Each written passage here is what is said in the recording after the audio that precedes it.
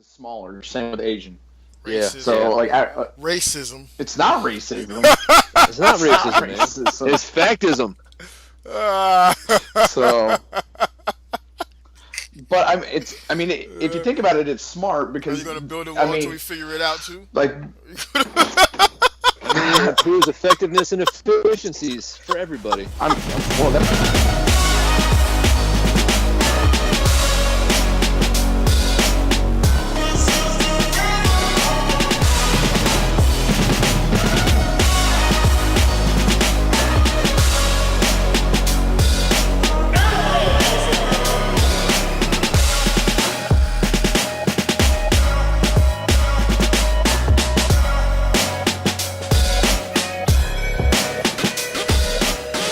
Welcome back for the first time, geek enthusiasts and lovers of the plastic crack. This is your safe space, free from safety. So put your hands on some plastic. It's time for toy tea time.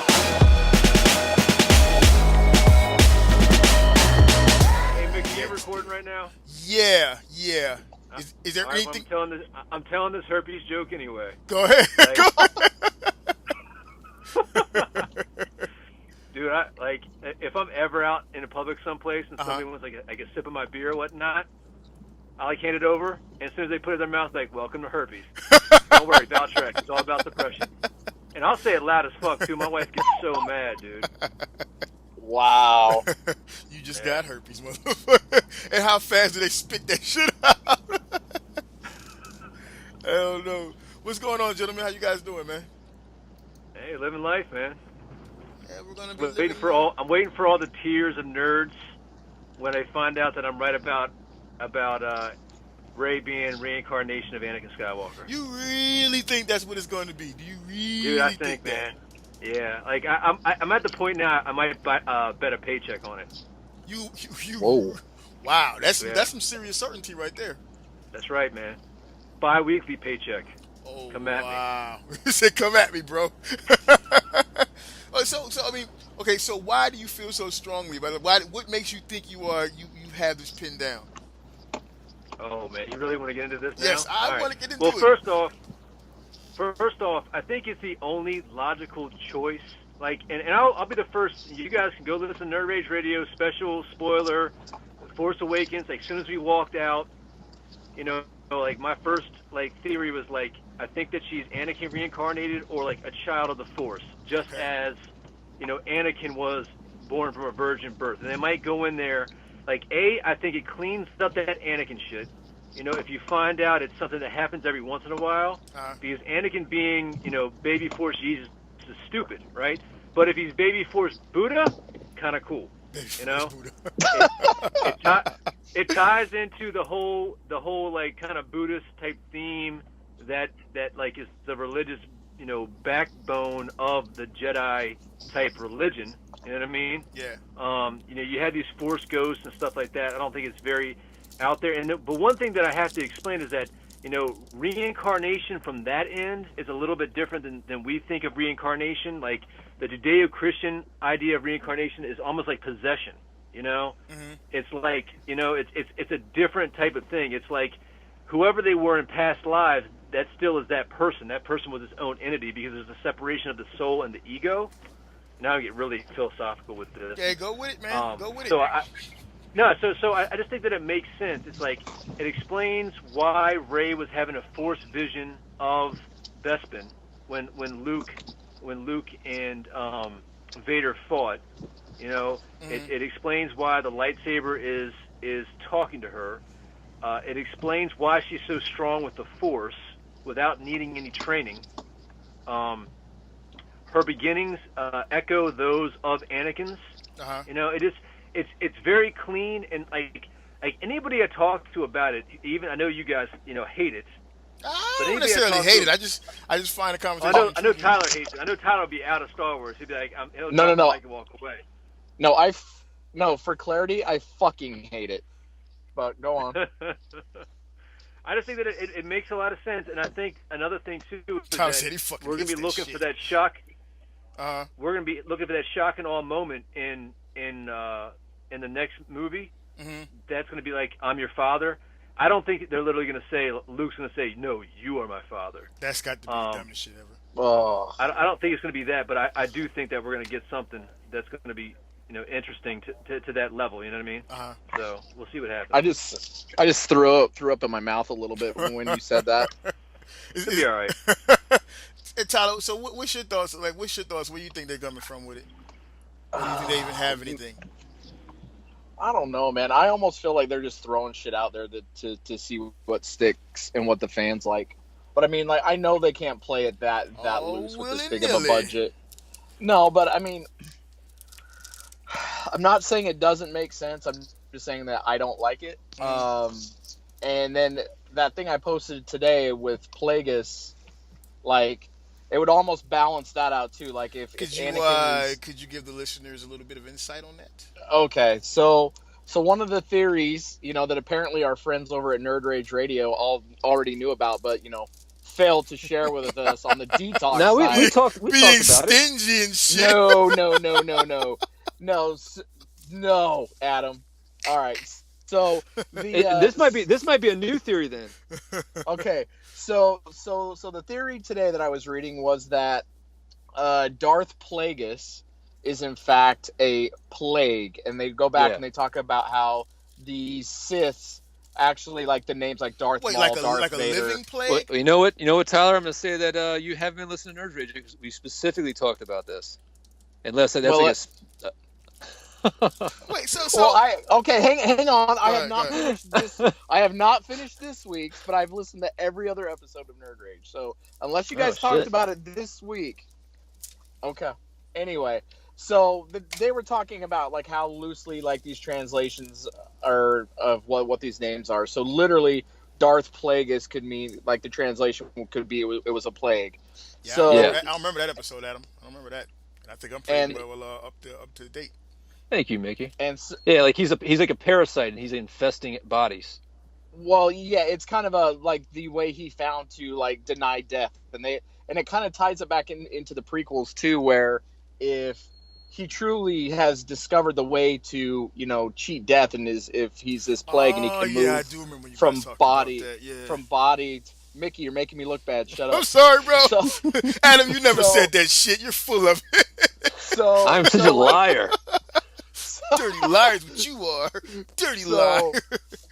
Go ahead, Tyler.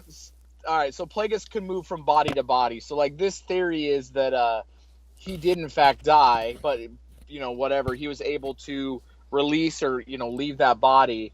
And in this theory, the reason, like, he looks sort of like Vader's, this one actually said that he went into the body of Vader. Like the husk of Vader. Yeah, like, just his body, like, what was ever left of him. Like his corpse and shit? Yeah, because this corpse was born of the Force, and that's kind of the whole thing, and it plays it up to the point of, while him and the Emperor, who became the Emperor, while they were tampering with this, trying to figure out how to defy death, is kind of like that's what caused Anakin's birth, and they did it, and his whole plan was he was then going to take over this body, and it would increase his Force powers exponentially. You know what? Let me just throw this one out here, just to kind of tip in on that.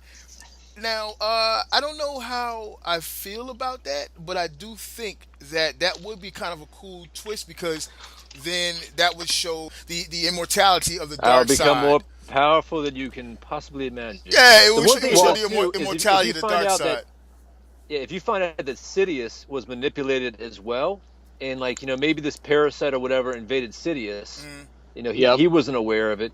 I mean, it does do something interesting to the whole arc, and it ties the prequels, the original trilogy and the new trilogy together to have one dude that's been fucking up the Force forever. You know what I mean? And I'm saying. Listen, I'm going to finish this goddamn thought.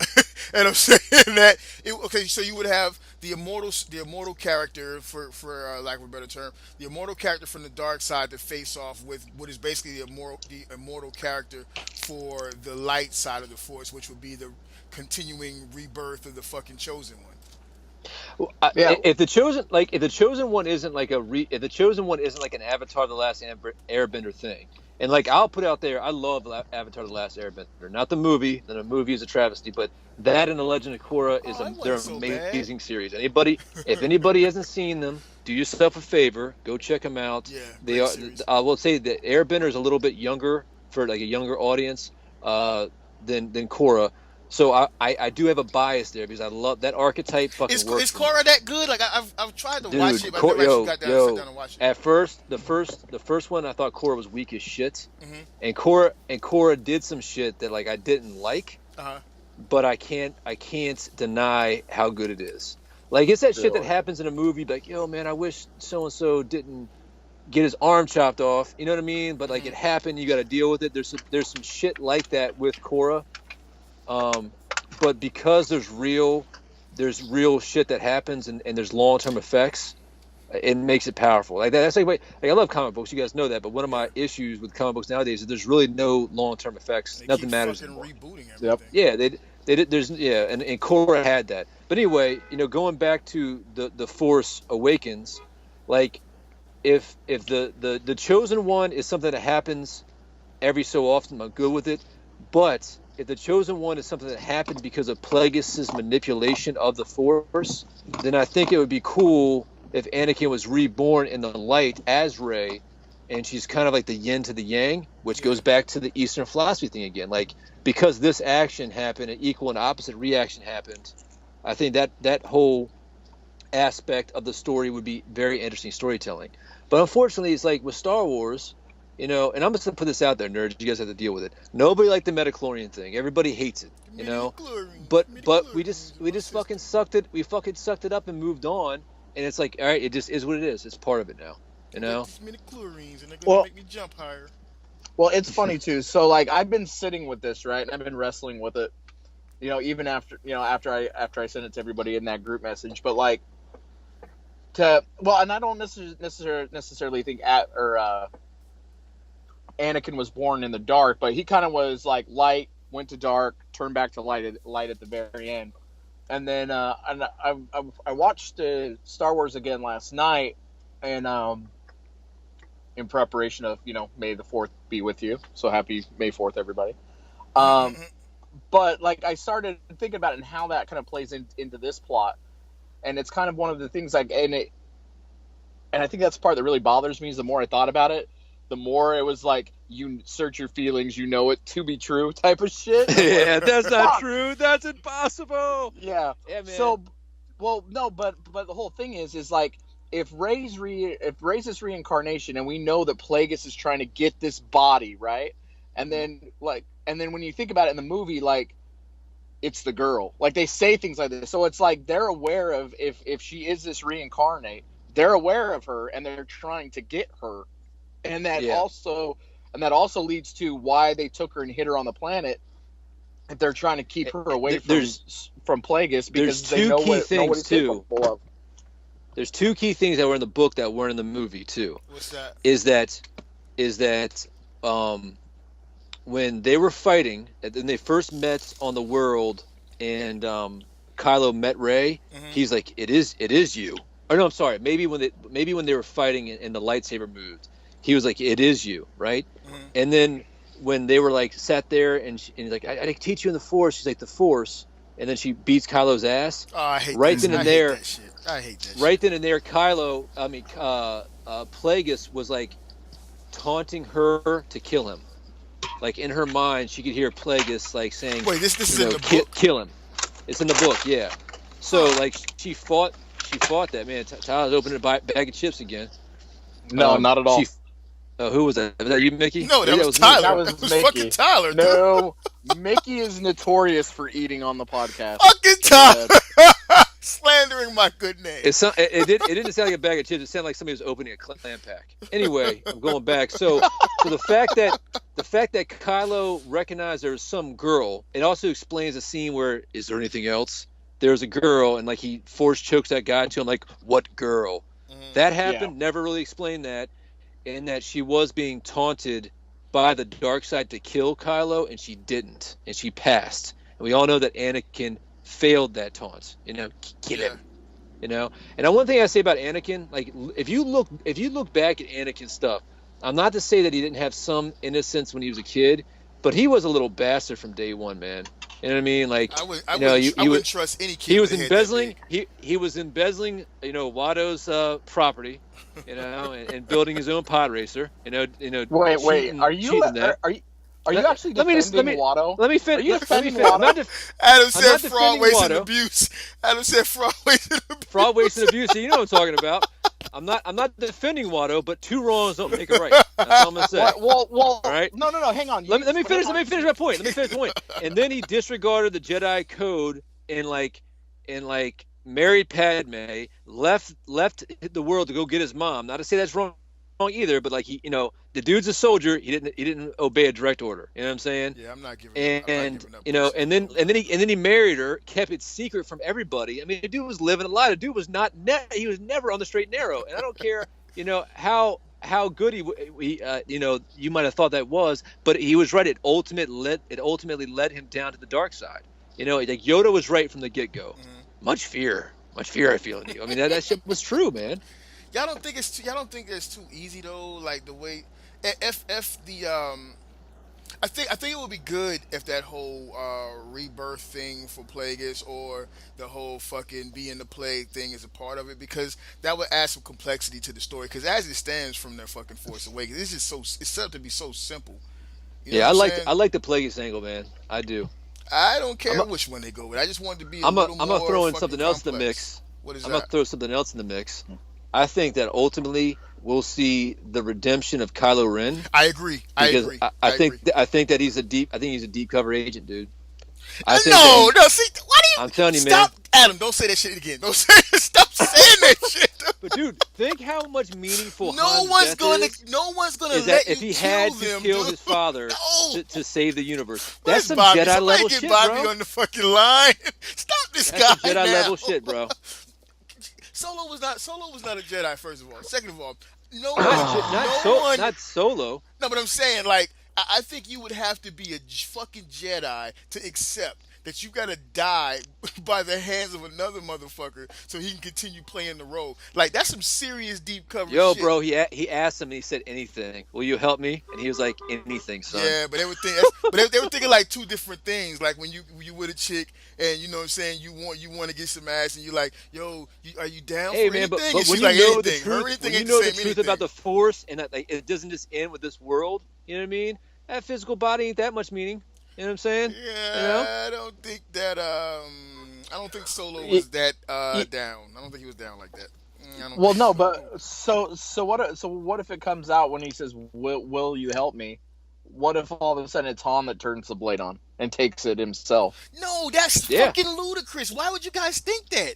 Who does that? Nobody does that. Kylo's got a weird look on his face when it happens. I mean, I know he's a weird-looking guy anyway, but he's got this weird look. He's got this expression on his face. Half of his face is on the left side of his face. He's gonna always look weird. There's nobody's doing that, dude. There's no one that's gonna do that. I don't know anyone that'll do that. There's no one. I'm sorry. Hey, Jesus did it. And even then, that was like a slow death. Even Jesus didn't want to take a lightsaber to the chest. Hey man, fucking Socrates Drake the hip lock. Man, look, man. There's no way. There is no way on God's green earth or Lucas's black space. Well, they ain't on God's green earth. That's why I added Lucas's black space. There's no way. There's not enough fars before the away for Solo to go for that. There's no way, man. I just man. No. No, See, but I'm telling this one, Mickey. No. Wouldn't that be like the complete arc for Han, though? I don't even want to talk about it. I agree. Going from point I A don't even want to entertain this scoundrel. You're both wrong. We're just gonna leave it there. A grumpy-looking nerf herder. There's no fucking. Oh yeah, I'm gonna help you out. Feeling sorry for you because you got a fool Plagueis. Here, turn the lightsaber on. Stab me in the chest. Now let me fall off the edge into nothing. Nobody's doing that. No, you ain't never seen nobody do that in the hood. No one's doing that. No way, man. That's what makes it so special. They're not in the hood. They're in somebody's hood. Everybody's in someone's hood, even if it's a nice Earth Star Killer hood, dude. I don't know. But all in all, for me though, I just want to see the story twist a little bit and give me something that's not expected, because everything just seems so like in order with what you would expect it to be. Like that's why I don't want. I would be perfectly fine with Rey not becoming a Jedi, not becoming the Jedi for this movie. I would be perfectly fine with that because it seems like it's just that's what you expect because they laid her out from the beginning to be that. And I don't know. In 2016, I need a twist. You know what I'm saying? Well, you got to have a Jedi because you have. No, you we have can have a Jedi. You can have give the Wookiee. I don't know, give it something. I don't care, but just I want to see something different, dude. I would like to see something different. I think Rey being Luke's kid. Well, first off, and we don't want to talk. We don't want to talk about this too much because Bobby's got to come to grips with this eventually. I don't think there's any way in hell that Rey is Han or Leia's. I think that's done. That's out. I think that it's just too boring if she's Luke's.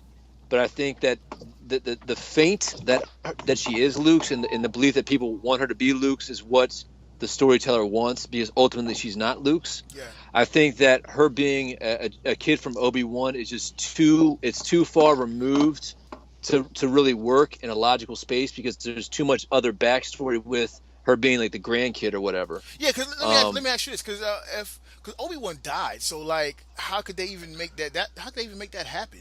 Well, he'd have to be his kid. It had to be his grandchild. Yeah. He'd have to have a kid on Tatooine, before Luke left. Speaking of the hood, what's going on over there, guys? It's an ambulance. It's not a cop car. No, but I mean, but the only thing they could play it up is Rey being his granddaughter because if we're gonna get this Obi-Wan standalone movie where we're gonna, but that hasn't been confirmed yet. You know what I mean? So it's I'm just saying, like in his Jesus years when he disappeared and we don't know what happened, all I'm saying is they have an opportunity to fill it in. They could play it that way. I don't think they will, but I think they could. It's a possibility. I mean, I kind of like that aspect of her being a Skywalker and a Kenobi. That's kind of losing you there, Adam. Kind of losing. Badass to me. But again, you're talking about Disney's not going to move forward with a story that they don't have plotted out with the possibility of another actor doing because Obi-Wan spinoff still is not confirmed, and they're filming episode 8. You know what I'm saying? Yeah. So it's like that's too much of a. Yeah, that's a reach. If they come out last year and said Obi-Wan film is confirmed, I'd be all in with the Obi-Wan theory. But since it's still not confirmed, I'm not buying it. Now it could possibly be that they do it and then introduce it in this, and based off of that, go ahead and confirm and create that Obi-Wan story. Yeah, but it's like you need to have some kind of attachment to Obi-Wan's kid. You know what I mean? What more attachment can you get than actually seeing her in this movie, in this series? Because then you could tell that story of whatever that line came to be and how that came to be in the Obi-Wan. Yeah, but you're talking about a movie that's not going to come out for like 4 years. You know what I mean? And by that time, we'll already know Rey's parents. It won't have an impact anymore.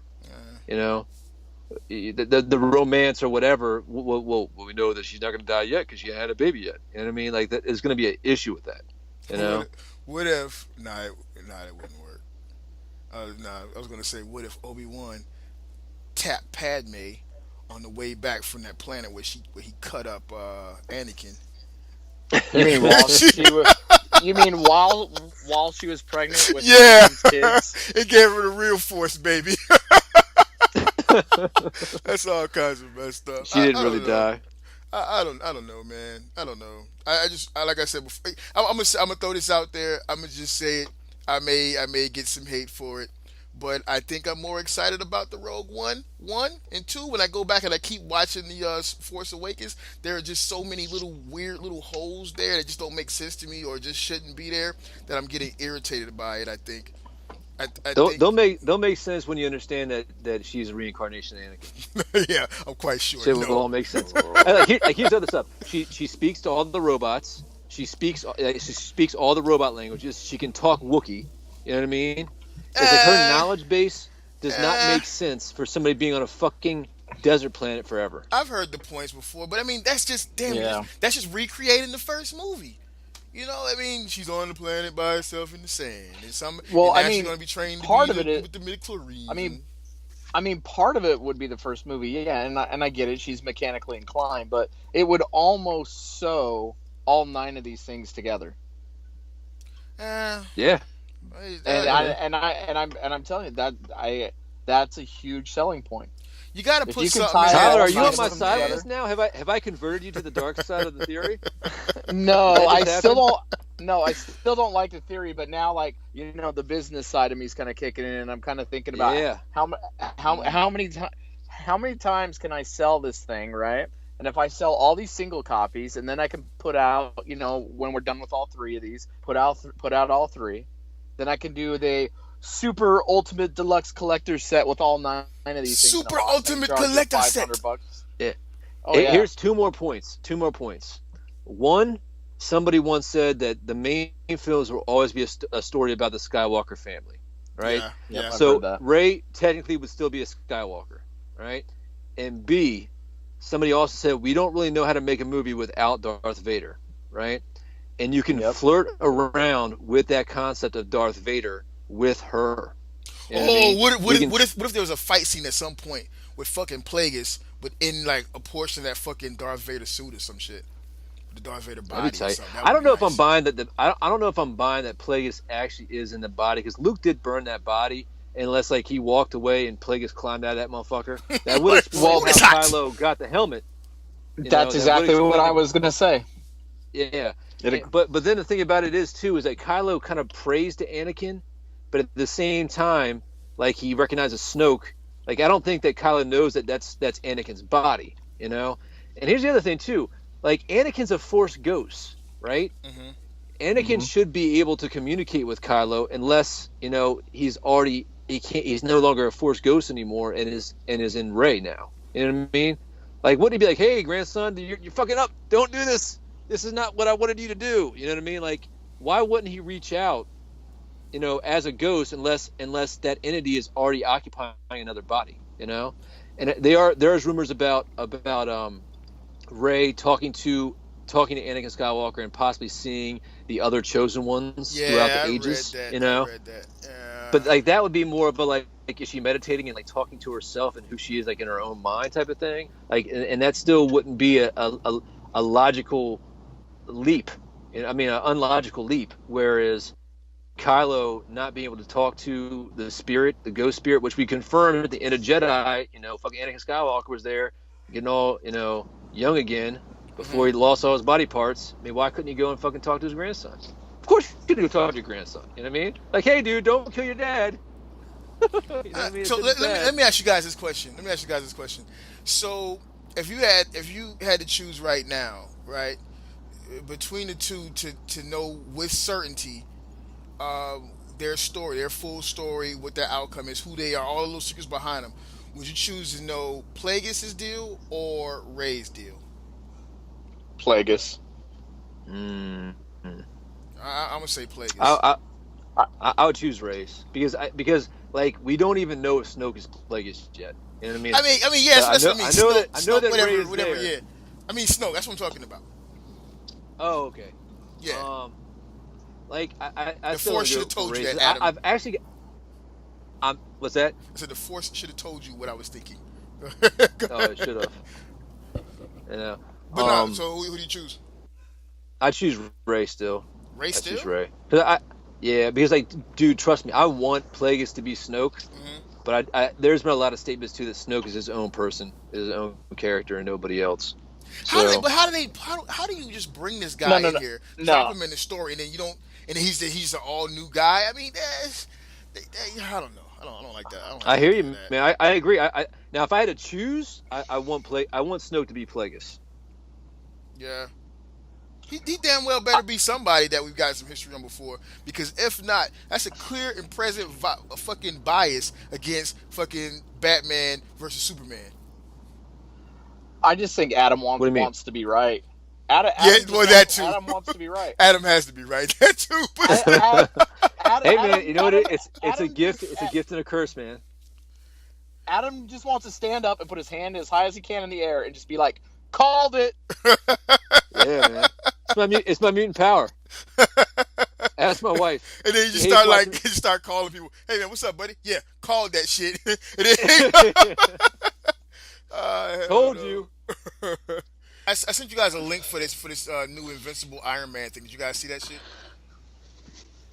I couldn't open it up at the time, so give me the cliff notes. Okay, so the Cliff Notes is based off what I read is that that new Iron Man title, the Invincible Iron Man, they're actually putting another person in the suit whenever Tony's too beat up, too hurt, or too drunk. Is Tony a big drinker now? Is he a functioning alcoholic? Anybody I don't follow? know. I mean, the universe is. He's kind of always has been, hasn't he? Well, I know he's always been a party somewhere. guy. All right, so is Tony a big drinker now? I don't know. I really don't know. I was more interested or more concerned with the whole deal of the chick that's supposed to be taking up the Iron Man mantle. When I saw it, there was like there's like a picture, right? And it's like, guess who's going to be in the Iron Man suit now? Well, in the first few issues, Mary Jane was being incorporated into the comic title, right? Spider-Man. Yeah. So you know what, and that's already a sore spot for me anyway. So I was like, oh, these motherfuckers are going to put fucking Mary Jane in the Iron Man suit. And strangely enough, I kind of got the wouldn't it be Iron Woman? Yeah, no. and that was a little running joke Let us gag. say that. I'm sexist. That was a little running joke gag they got going on. I was gonna. Go ahead. No, I was just gonna be like, in this day and age, if she wants to identify as an Iron Man, let her identify as an Iron Man. So like the title of the article is like, there's a new Iron Man woman girl in town or whatever. And then they go through talking about, and the Iron Man suit looks strange in itself. And so I read down further because I'm expecting to be fucking Mary Jane, right? And I'm like, I'm kind of, as I'm scrolling down, I'm kind of starting to feel like, you know what, I can see Mary Jane. I might be down for that.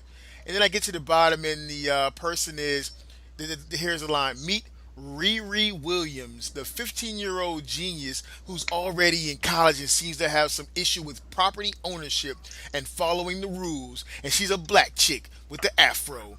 And at that point, I was totally like, that's bullshit. Well, you don't like the natural man? What's the deal? Nah, my wife rocks her hair natural sometimes, dude. It's not that. It's just something so just so not authentic. You know what I'm saying? About these comic book publishing houses, and they do this bullshit. Shoehorning in races and ethnicities just for the sake of it? Yeah, and her name is ReRe Williams. Come on, like they're reaching out to so many demographics here. It's ridiculous. Her name is ReRe Williams, and she's a 15-year-old genius. And she's a come on, dog. Like, come on. She's the I'm just. And she don't. Hey, and she don't need no man. Yeah, exactly. And she don't need no man. You know what I'm saying? Diary of a Mad ReRe. Oh. Nah, I don't. That's the kind of that shit there, man.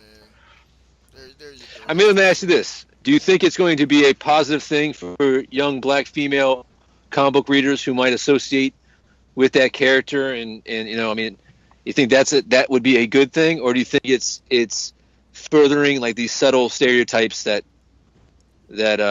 can be damaging? Well, for right now, I'm going to go with the second, with the latter, furthering Okay. stereotypes that could be damaging. But after I come back from the National African American Young Black Girls meeting, I'll let you know what they think. I don't fucking know, man. I just think it's stupid. You know, I just think it's stupid. I think it's stupid. I think they're trying too hard with that shit. You know, I'm just looking at it, and it's really, I don't know. It sucks. I mean, I don't know, man. If the character, if they bring Tony in and like a character works, I'm like, oh, I mean, yeah, whatever. You know, now we got like Asian Hulk. I'm like, whatever, man. I don't care. You know, like, fuck it. If it's cool and a dude likes being the Hulk, then I don't care anymore. I'm done. I don't know. It's a conflict deep within my loins, right? It's like, I mean, yeah, being the minority, yeah, it's cool and all that shit. But then it goes against, it fights against my inner nerd who doesn't want to see my classic heroes fucked with. They've already been fucked with enough. You know what I'm saying? I can't. Well, let me ask you, dude. How do you feel about the Earth 2 Superman? The black dude. I mean, do you? Yeah. But you know what? Okay, so I haven't really looked into that at all, other than seeing the figure or whatever. But as far going back to let's say I think it was around maybe the 90s. When was the death of Superman? What was that? The 90s or early 2000s? 92. Yeah, 90s. Yeah. 90s, right? So you know you had that deal where you had all those different Supermen and everybody was a Superman and Yeah, it's Steel. O'Neil was a Superman. So you kind of fucking you're a little more open to different Supermans. I personally Supermen. I'm sorry. I personally never actually got to understand it because I didn't read none of that shit. I read the Death of Superman and that whole coming back shit. I didn't really get into that because I thought it was stupid. I like my characters the way they are. I don't like my stuff to change, man. I don't like it to change. You know what I'm saying? So I hear you. I'm not a proponent for reboots and shit like that. You don't want any. You don't want any affirmative action in your comic books. Is that what you're telling me? Nah, I mean, well, you know what I'm saying? How about this? Create a new character. And create a good character. But don't fucking turn my character into this. You know what I'm saying? And yeah, I'm the black guy saying that. But I'm saying it. Don't fuck with my shit. You know what I'm saying? I don't like that, man. And maybe I'm a little grumpy because it's late, but I don't like that shit, dude. I don't like it, man. It irritates me. I feel that. Yeah, it irritates me. I have no mercy for that. I think when they do, here's my beef. And Tyler, I want you to jump into this too, so I don't go too far. But it is kind of a double-edged sword. Okay. You know what I mean? Because part of the reason it's like, all right, when we talk about, oh man, I'm gonna get into the weeds with this. It sets up a mindset of both sides losing. You know what I mean? Because you had the one person looking at it and be like, oh, is this being genuine because it needs to happen, or are they just shoehorning this in to appease a certain mindset or a certain philosophy? And what ends up happening is both sides of that opinion, nobody is really satisfied with the choice because they're always asking, well, are they doing it for this other reason? Is it a genuine type thing that they're making that happen? Yeah. You know, it blurs the line and makes shit, you know, nothing seems that it's like, all right, well, they're doing it for the story, they're doing it for the art, they're doing it because this character needs to express this about this social issue, you know. They just kind of like force it upon us, and then before you know it, it's like, man, is this just bullshit? You know, I don't know. What do you think, Tyler? No, I just think it's one of these things where it's, to me, and like I read it, I quickly glanced through it, but it doesn't feel genuine. It feels forced. And what that's going to do is, to Mickey's point earlier, like, you don't want your classic heroes like messed with. And what it's going to do is you're going to alienate a lot of. I didn't say mess with. Okay, well, you said you don't want your classic heroes fucked with. Don't fucking misquote him. so and I'm with you there. And I get it, and you're gonna. And if we're being honest, I don't know about you guys, but when I go into a comic book shop, there's not a whole lot of diversity in a comic book shop. There's not. So, and this may be the company's way of trying to open the broader spectrum. Because I mean, if you think about it, comic books in general, I mean, I obviously don't have numbers in front of me, but I my guess would be they were going down for a long time. They probably see pickups around certain movies, or we got a new. I know Avengers prices shot up, right? Deadpool movie comes out, first appearance of Deadpool skyrockets. So there's these little fluctuations in market, and I think these comic book companies, I mean, to them, I don't think they're doing it for the right reason. I don't think they're doing it for storytelling. I think they're doing it to try to gain market share. Like they're trying to attract new readers. I agree. What I would also say is that they're probably not making their money from the loose book sales. They're going to make money from other toys and stuffed animals, and Groot. Let's make a bunch of Groot, stuffed animals and bed sheets and all that stuff. That's where they're making the big money, is from licensing that stuff more than the single issue comic. So they got to make those characters popular, so I can slap this new chick on a bottle of Coke when the Avengers 4 comes out, But I think the right way to do that is put a character out there that's a new character, introduce a new character. Don't make it a spectacle. You know what I mean? Like, so, Like, let's say don't that say Iron Man. meet ReRe Williams, the 15-year-old genius who's already in college. Yeah. What I would do, and like, hey, black voters. I know, black voters. That's funny. Hey, black readers, come and read this because you're really going to be able to associate with this. That sounds so disingenuous. Why don't we just have a issue where Iron Man gets fucked up and like he crashes through, his armor's all fucked up, he can't move, and some girl like is a genius, rewires it, saves the day for him, leaves, and then the next book, Tony goes there and offers her a job. Well, see, and then she pops up here and there. She pops up here and there, and then people are like, dude, I like this character. Let's see more of it. Okay, boom. Let's make. Here's the funny thing about it. Her Iron Chick. Reading through misogynistic bad. You basically just described the female Robin origin. Yeah. You know what I mean? But and the thing was, I don't know about you guys, I remember hearing some flack about that back in the day, but like now it's like she's a fully accepted character, and like, there's people like calling for, you know what I mean? People got excited during Batman versus Superman. People are speculating, is why did I just blank her name? Something Kelly. Oh, gosh, what is her name? You talking about the spoiler? Yeah, the spoiler. Wasn't she the spoiler eventually? Oh, God, originally? I can't think of her freaking name. No. You're talking about from Dark Knight Rises. Yeah, I mean, from Dark Knight Returns. Yeah. Carrie, right? It is Carrie. It is Carrie. Yeah, it's Carrie. Yeah. So, but that's what I mean. Like, and I think it goes with anything. Whenever you introduce a character, it's got to feel natural, and it's got to. I don't want to say a slow progression, but like, I don't want a new character force fed to me. I mean, look at Harley Quinn. That is a perfect example. It's a sidekick character that was put in the animated series, and not for nothing. So you guys, I don't know if you guys watch the animated series, but like the Joker did not make appearance to like a third of the way through the animated series first season run. Yeah. It was forever. Yeah. And Harley Quinn was just kind of a one shot type of character. The fans reacted to her. She started, being in more of the animated series, and then she crossed over into the comic books. Yeah. And now she's like a fucking fan favorite. You can't. Everybody loves her. I mean, that's how it should be, an organic process that people gravitate to that character. Because there is a female Steel, like, right? Is her name Natalie? Yeah. It's been a while. Before you go far into that, I was trying to say that so in the way this is listed, or the way it's broken down, right? Good night, buddy.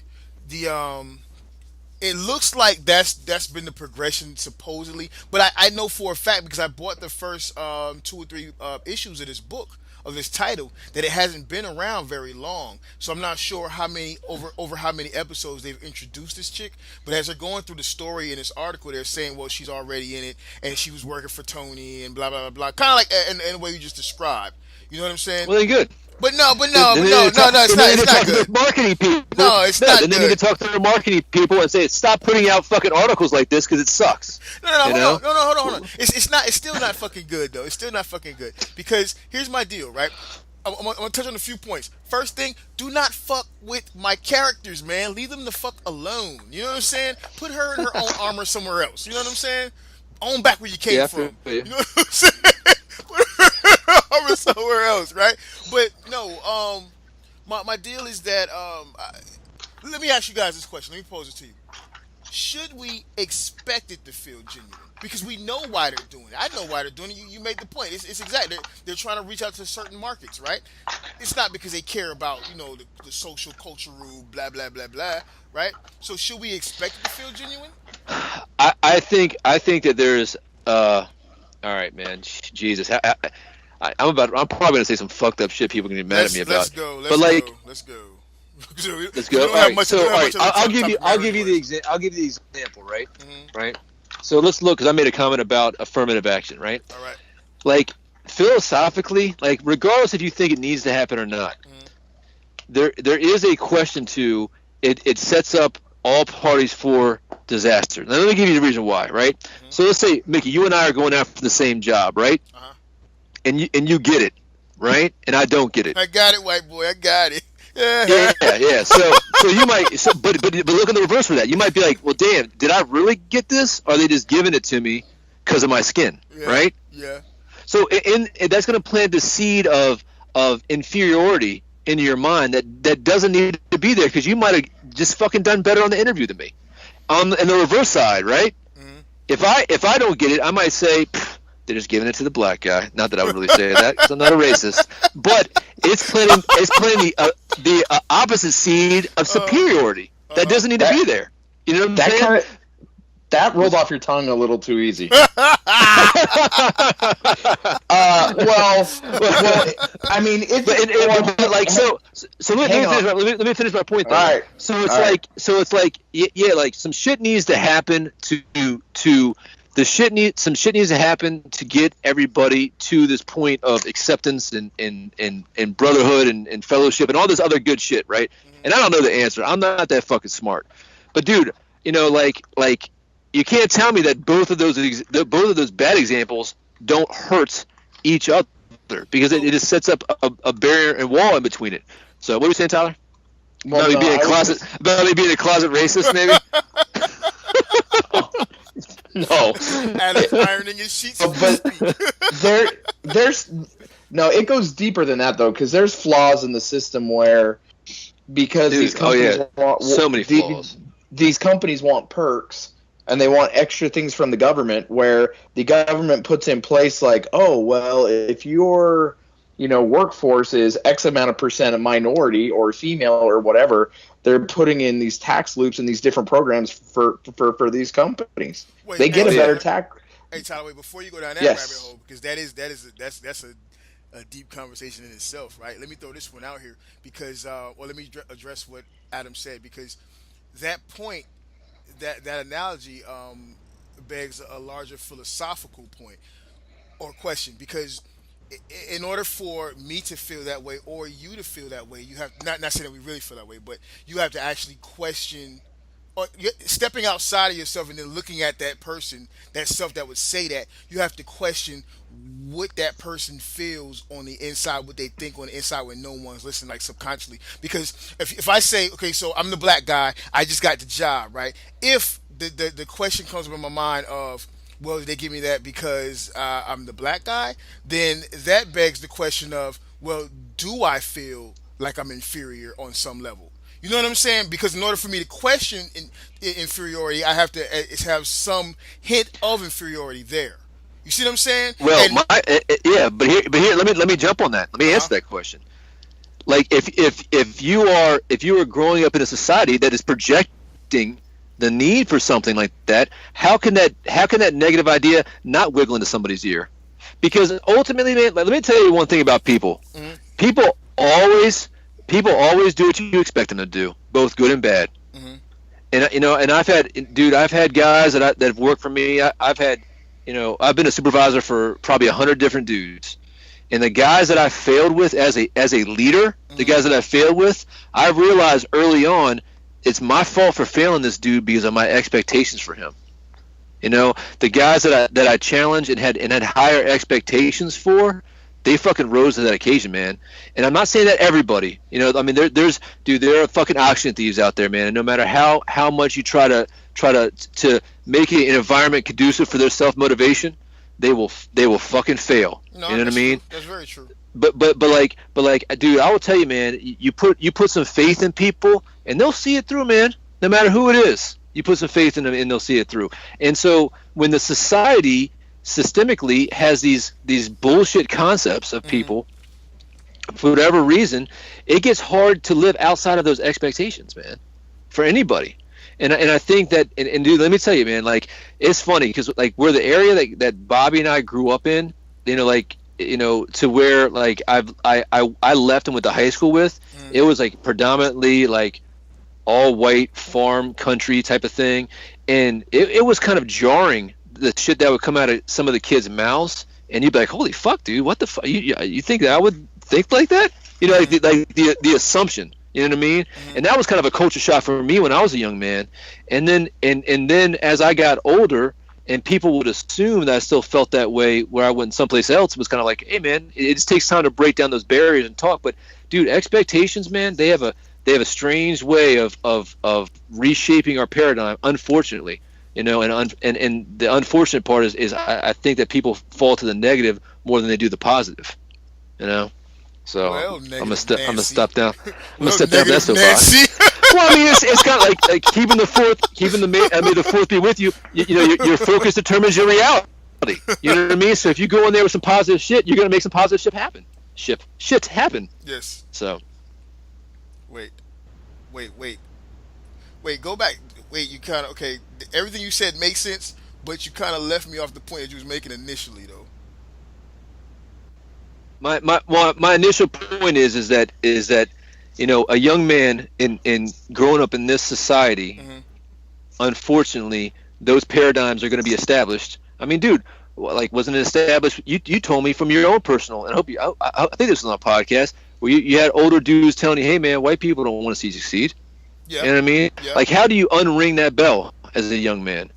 I don't know you, and I don't know you personally, but from the conversations that I have with you, I don't think you feel that way now. And I think that you probably had to grow and have some life experience. You don't know if I feel that way now. Tyler's trying to hold me down. You don't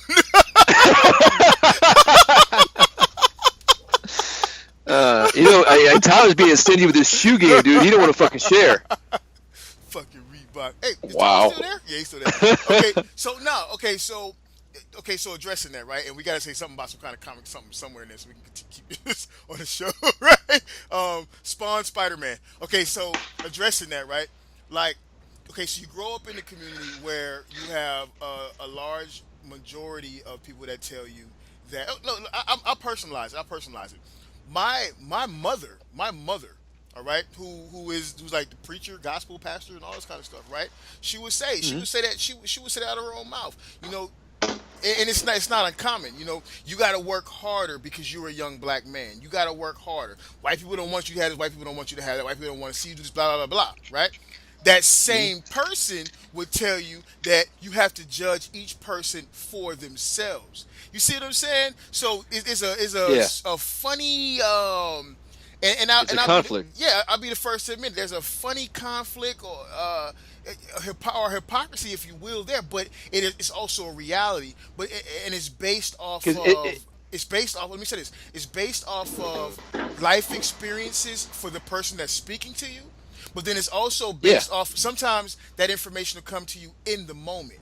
You see what I'm saying? So like, if we're chilling, let's say it's me and a group of my friends, or whatever, and we're chilling at my house, right? And something goes down, something racial goes down on TV, and it's in the news or something like that, right? Or somebody comes home and he lost his job because blah blah blah. Or somebody comes home and was called the N-bomb by somebody else, blah blah blah blah. And then in that moment they're saying this to you. Now that what happened to them is very real, right? So if we watched, let's say for instance, if we watched, what's your homeboy then that got. If we watched Rodney King, which we did, we watched Rodney King get his ass whooped, right? Okay, so then you in that heightened state of emotion, then they're like, you got to watch out because you're a young black man, blah blah blah blah blah blah, right? It's not untrue in that. It's not untrue in that moment because of that situation. But it's not the overall thought process for that person who told you that in all cases. No, what your mom is expressing right there is one is her reason, you know what I mean, and the other one's her emotion. Like she wants to reason this, but but at the same time she feels a certain way about this, and like it's kind of like both are right, and at the same time they're conflicting. And see, and that's the problem. Therein lies the problem. Why, in my opinion, you won't solve the race why we need to keep our characters the way they are. Yeah, there you go. Exactly. Comic books, Iron Man, Marvel, DC. You know what I'm saying? That's why you won't solve this problem right off the bat. It really has to be bred out because both things are correct, but then both things are incorrect. When you're talking about this type of subject, you're talking about when you're talking race, you're talking you're generalizing. You have to. That's the only way you can talk about it. Yeah. You know what I'm saying? At the individual level, it doesn't work unless you're talking about a racist versus another person. But at the individual level, it just doesn't work. And that same conflict lies, like say in religion, like in the Bible. There's many conflicts in the Bible, so there are many good lessons on the individual level. But then when you talk about the Bible as a whole, there are many generalized things. Hey, there's nothing, no conflict in the good book. All right.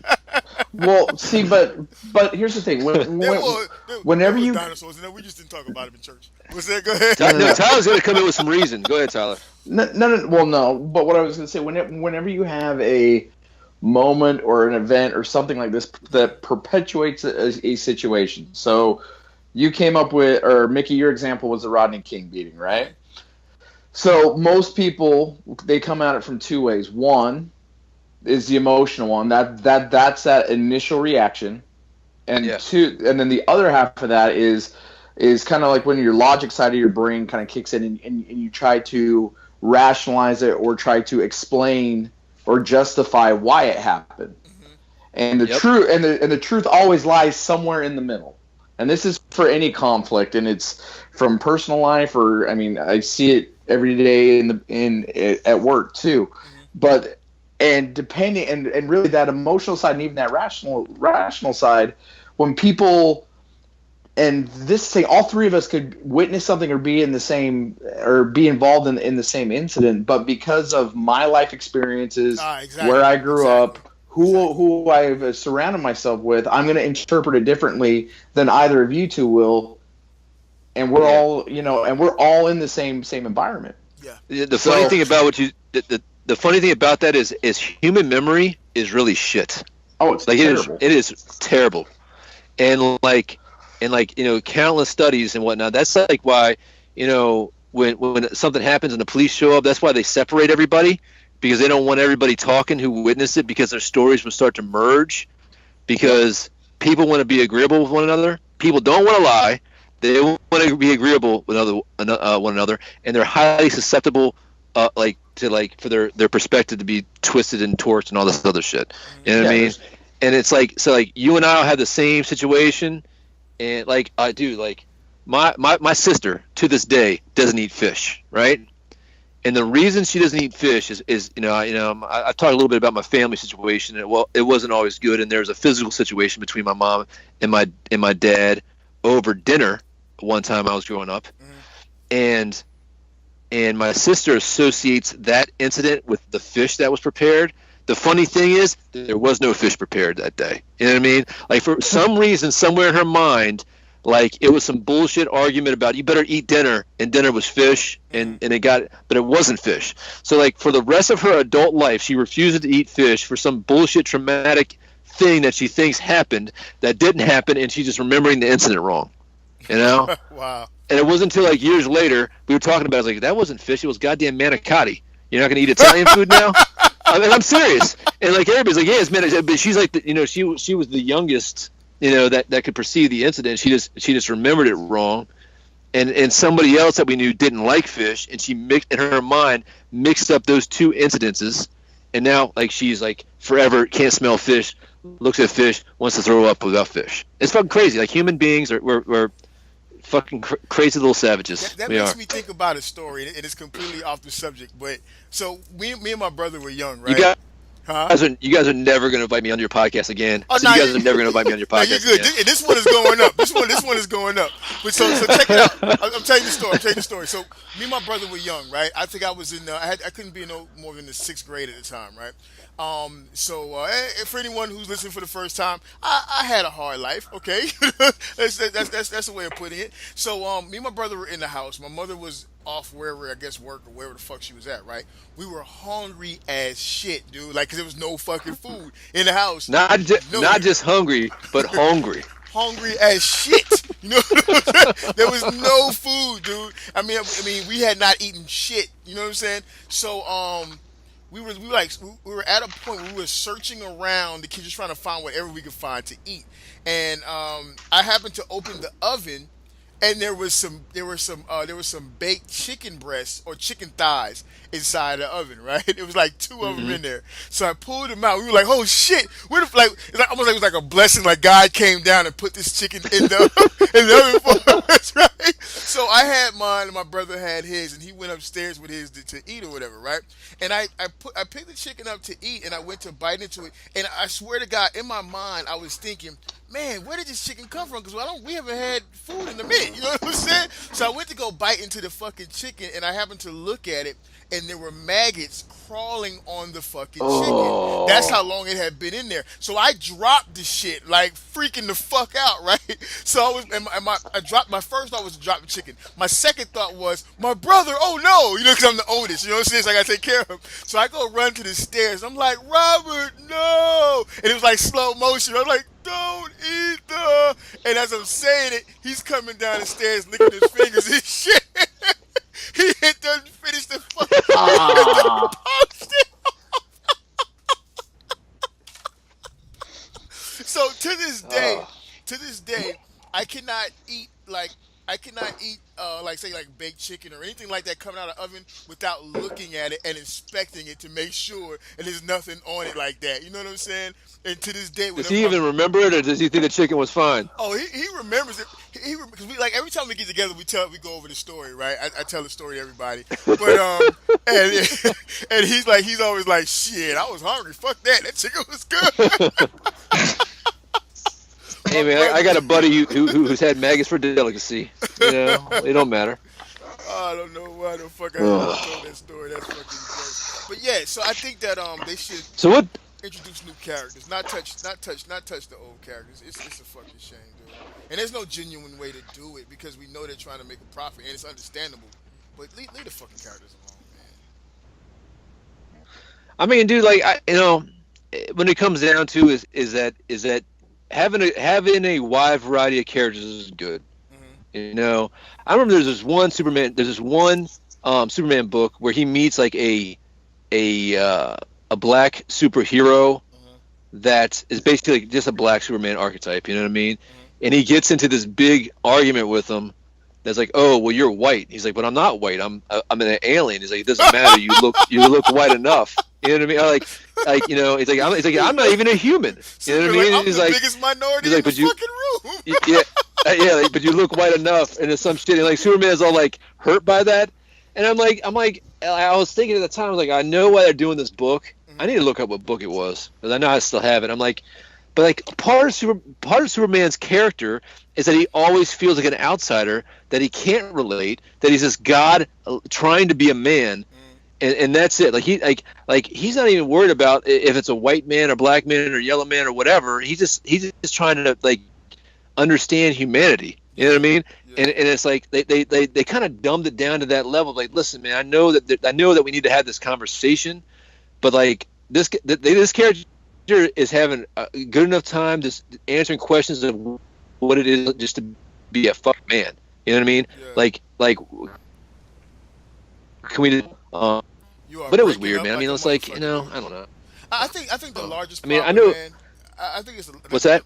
You were kind of breaking up. I'm just gonna tap in. I think the largest problem. Oh, my bad. No, you good, bro. I think the largest problem is that you were looking at just speaking specifically towards like the comic books and the comic publishing houses, right? You're looking at them at this point, trying to. Let me say this: they're trying to, and I might be giving them more credit than they're due, but they're trying to correct like decades and decades of for black. I don't want to say whitewashing. I don't even know what the term is. But you had decades and decades and decades, whereas you know everything is white. Everything was white, and you might have one character here, one little token dude with an afro, and you might have one little token Chinese dude, and his superpowers got to be something related to ninja stuff. You know what I'm saying? So, but you had decades and decades and decades and decades because let's be real, this is America, and we know what America is founded on. We know where it came from. We know what the history is, right? There's no way around that, right? So now you're at a point where you have all these different, and this even goes to the point you were talking about earlier. Well, not earlier. I listened to you guys talk about on Nerd Rage. and I think somebody commented on your on the Nerd Rage wall about it. But it goes to that point whereas you have now minority groups who are like fucking burning down buildings to get shit to force the camera and the light to be on them. We want a gay character in Star Wars. You know what I'm saying? Because now everybody wants to have their voice heard because we're in that time frame. We're in that decade where you can do that shit and you can make a motherfucker give you what you feel is your just dues. You know what I'm saying? So it's like, how do you balance it? How do you balance it? Because it's the reason why it's happening is because of certain things. You know what I'm saying? Well, all right. Let me jump in here, Adam. I want you to jump in, Tyler. Yeah, Tyler, you always playing safe. Well, no, but you guys are some chatty motherfuckers tonight. It's kind of hard to get a word in. Well, no, but it's one of those things, and I don't want to call it whitewashing, but I mean, like, I think that anything in any art form, it's really comes down to a reflection of society, right? Mm-hmm. And if you go back to the 20s and the 30s, America was predominantly white. I mean, it still is. I mean, I think they're saying by like 2025, Caucasians will be in the minority. But I think it's one of these things where you want to see yourself in your art, or you want to be able to relate to it now. And even still, like, I think you have there's a lot more guys in the comic book industry now that are not white. Yeah. You know what I mean? So and they're bringing their thoughts, their beliefs, their actions into their work. And then the other part of that is, you have these social media and hashtag activists, these keyboard commandos that their voice now literally can be heard around the world with a couple of clicks. And it starts gaining momentum, and it's one thing after another, after another, after another. And the media isn't doing anything to squash it. If anything, they're perpetuating it. Yeah, because for them, it's one more click, it's one more view, it's another stream of revenue. And, you can create these little movements or whatever, and these companies, because they don't want to be painted in a bad light, it's cheaper to give people what they want than to have to deal with the outcome or the bad media or loss in sales or anything else. They're just like, all right, here's your one character. Shut up. Go away. I think where comic books have always been powerful and where they've been successful is addressing social issues, but doing it in a way that is slick and people buy into the theory, and like society, the societal changes eventually happen. With like mutants and dealing with hatred and racism, you know what I mean? Mm-hmm. Or, talking about the problems with drugs, and those really cool political things, but it's not, they're not checking a box. They're being authentic with, hey, this is a problem. Let's have a conversation about it. Let's look at the different angles and be a little bit smarter to it. And I think that's what it needs to go back to. I don't think comic books don't need to fix anything, like you said, Tyler, but they do need to be a reflection of who we are. I think if they do that, and they're this like living art form of, No, go ahead. No, did you cut out or did I? Did you finish? No, you cut out. You keep going. Yeah, you cut out, Mickey. Yeah, I missed the last part of what you said. Can you say that again? No, I said they just need to, they kind of reflect where we're at with things and the questions that we need to ask, and I just need to stay there and be that mechanism. I don't think they need to be the equalization mechanism or the checking off every box mechanism. You know what I mean? I think they lose that mission of like, oh no, this is who we are. This is not who we think we comic books should not be who we think we should be. They should show us who we are and make us face those ugly parts when we need to. But at the same time, showing the creativity and it's one of America's art forms. You know what I mean? Like I think Americans have only created 3 art forms: comic books, breakdancing, and jazz, and that everything else is borrowed from somebody else. You know what I mean? So anyway, I'll get off that high. You guys get any toys this week? Yeah. Let's touch that for a minute. For that nerd that's sitting there like, what the fuck is this shit? You got anybody get anything good this week? Yeah, but dude, I'm sure that your listeners, being nerds are usually smart motherfuckers, and they're probably, yeah, man, I'm flowing with this. This is good. It's entertaining. They're enjoying it. You guys are enjoying it, aren't you? Go ahead and say it. You're enjoying it. Yes, Go the ahead and fuck press you 1. are. To quote a nerd rage term. I don't think people even get that joke anymore because, like, back in the day when you used to get on the Mm-hmm. phone and start, pressing numbers for shit, that shit doesn't exist. Everybody gets online. But I'm sorry. Go ahead. Shit, I forgot what I was gonna fucking say. Probably about a toy or something. Don't fuck with my characters. There you go. I don't know. Hey, Go ahead. I got a question for Tyler though. Tyler, since you're moving and everything, like, has like the hammer dropped with you're not allowed to buy any toys or work on any collections until the chaos of moving and resetting up the house has been finished? It started that way. Like I was still like purchasing stuff and then just waiting to ship it. And there was too much stuff coming out. So when I was living in my corporate housing, I shipped some stuff. But like this past Friday, literally everything I owned showed up this past Friday. Mega haul. So right now, like I'm looking around and I'm sitting on I set up the important stuff. I have my PlayStation to stream. I got the TV set up, the couch, some kitchen stuff, bathroom stuff, and then it's like I've started unpacking all my toys. I don't even want to look at my shoes right now. It's just ridiculous. Do you guys ever feel that, like, once you get your little man toy cave established, it will actually affect the choice to move in the future? Like, you might be like, you know what? I wouldn't mind moving out of this place, and long as it's not a big like corp. Like, I had to move from like state to state, but you might find that house. Or maybe that's just me and my family, man. We like move every few years, but like looking around, be like, man, I do not want to pack up. It's funny a bunch you of say tiny that. models. It's funny you say that because after talking to Tyler and hearing his stories about having to pack up all his collection and Transformers, because I mean there's been plenty of times I sat up and looked around the room and was like, man, I can't fucking move out of here because I packed up my man cave. There's only been twice I had to pack up my man cave. It was the first time I was actually downrange, so my wife and her friends took care while we were moving. And then the second time I packed up my man cave because my kids moved in, and I had to turn it into a room for my son. So then I went back and I unpacked. And those times all sucked.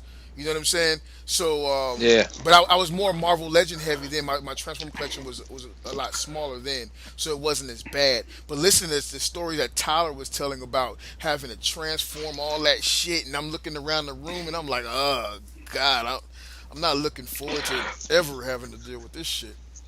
Well, that was probably the worst part, man. Was like you start looking around and like in my home office I had 8 bookshelves.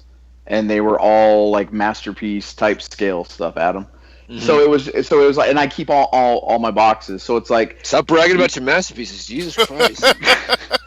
How many times have I heard about your DeLorean already on this episode? I didn't even say my DeLorean yet, have I? That thing is huge. Yes, you did. You brought it pictures. Up. You put pictures in there in the fucking chat, dude. Anyway, I don't believe you. I'm gonna listen to it. Okay. That was nerd rage, motherfucker.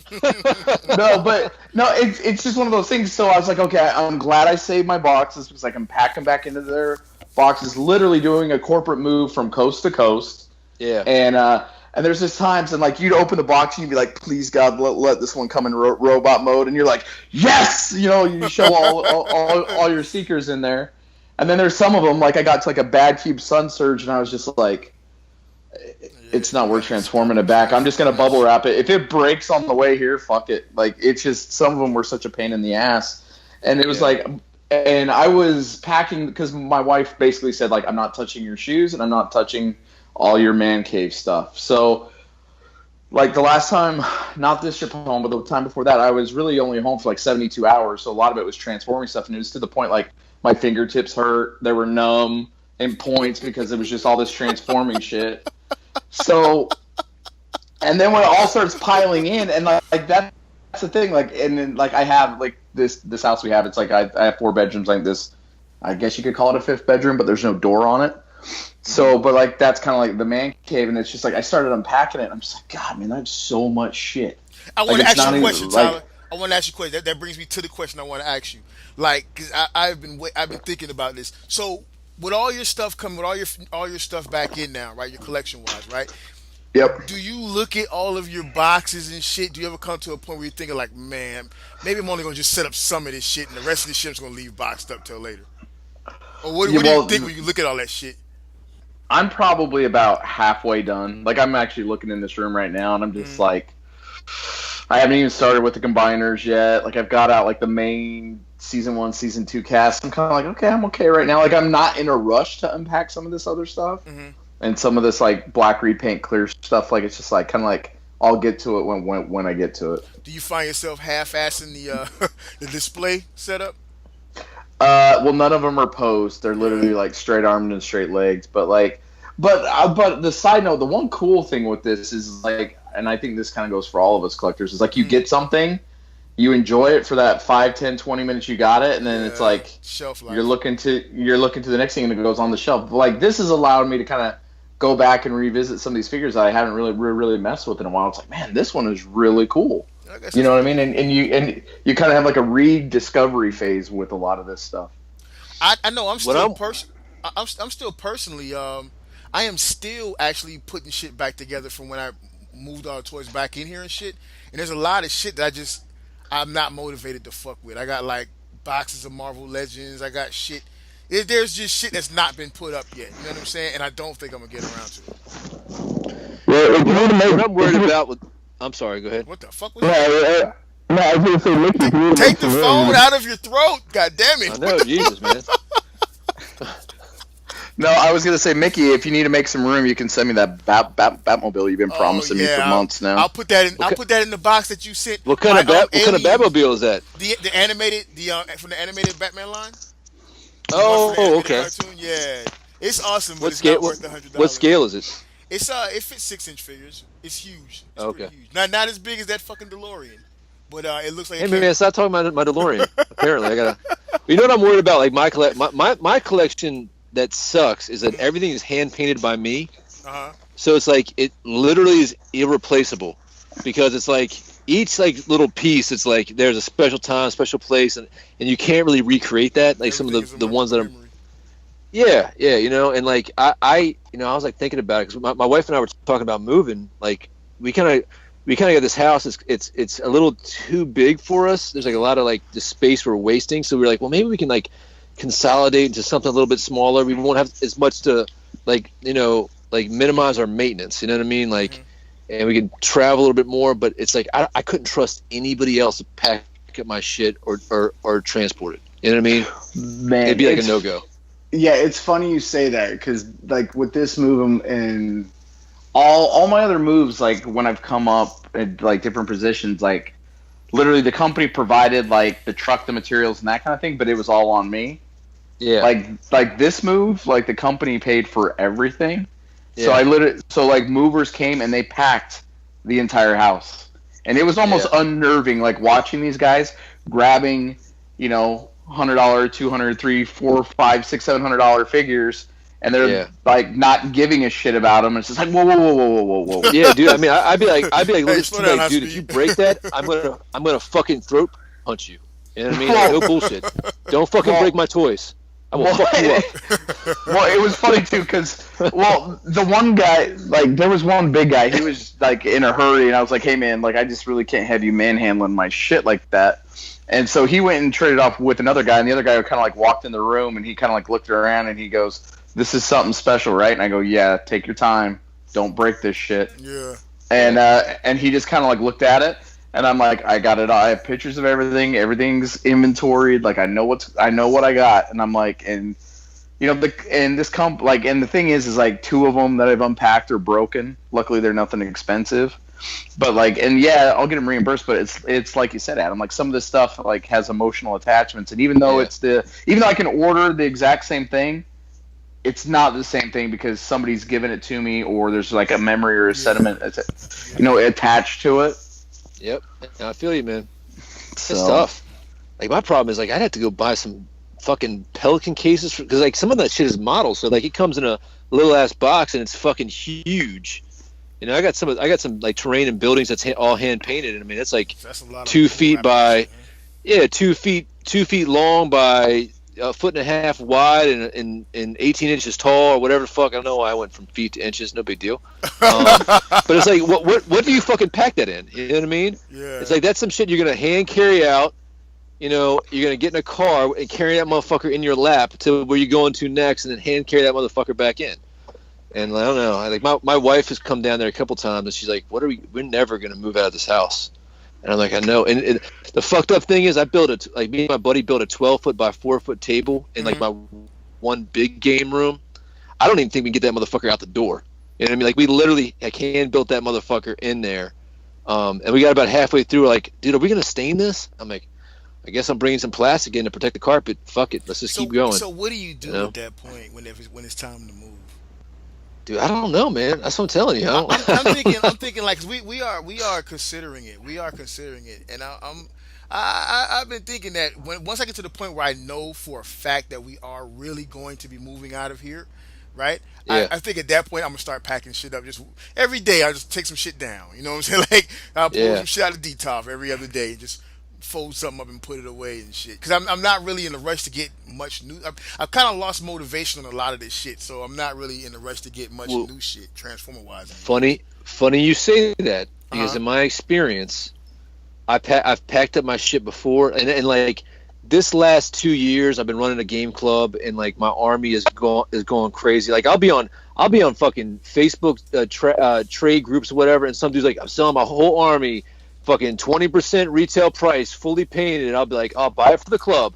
You know what I mean? I got 3 or 4 armies just for like when people come over, like, hey man, you got this, that, or Thursday? Like, yeah, I got one in a fucking shelf in that go in that closet, take a left. There's a shelf. You pull that shit out. You can play with those. And so, but it's funny. I've packed up shit before, and like out of sight, out of mind. Haven't been interested in it. That's when I get out of it. You know what I mean? Like right now, I'm slowly getting back into comic books. And like all my Lucy's, I got like 20 boxes of Lucy's that are literally stuffed in a closet. Like you can't even see them. There's like a shelf. Like when you open the closet door, the shelf is there, and they're like 5 feet to the left. Like can't even. You got to pull the shelving out to even get to them. And I haven't bought a fucking Lucy forever. I probably won't buy one because like in my head, I'm like, dude, that collection is like buried. Yeah. And I will only buy graphic novels. And that's the thing that I'm worried about, because if I ever got to pack up and move, I know that I'm not going to want to unpack all that shit, and it's going to affect my hobby. Like if you don't get into it, it just kind of goes away. Yeah, that's true. For me personally, I don't know about y'all. Yeah, Chinese New Year killed it for me. Like I'm not really. It killed the whole Transformer thing. It killed the whole review thing. Like I'm doing like one review a week now, if that, and I'm not in it. I don't know. I'm not feeling it. I'm not feeling it, dude. Well, don't blame it on the Chinese, dude. You have a lot going on. Yeah, I do have a lot going on. That's true, too. That is true. No, I'm going to blame it on the damn Chinese. Yeah. Damn Chinese. No. You're taking like 15 credits. Yeah, between the school, the kids, the fucking job, the fucking gym, and tracking calories and tracking my daughter and all that shit. Yeah, I'm just not. I don't know. I don't really have the.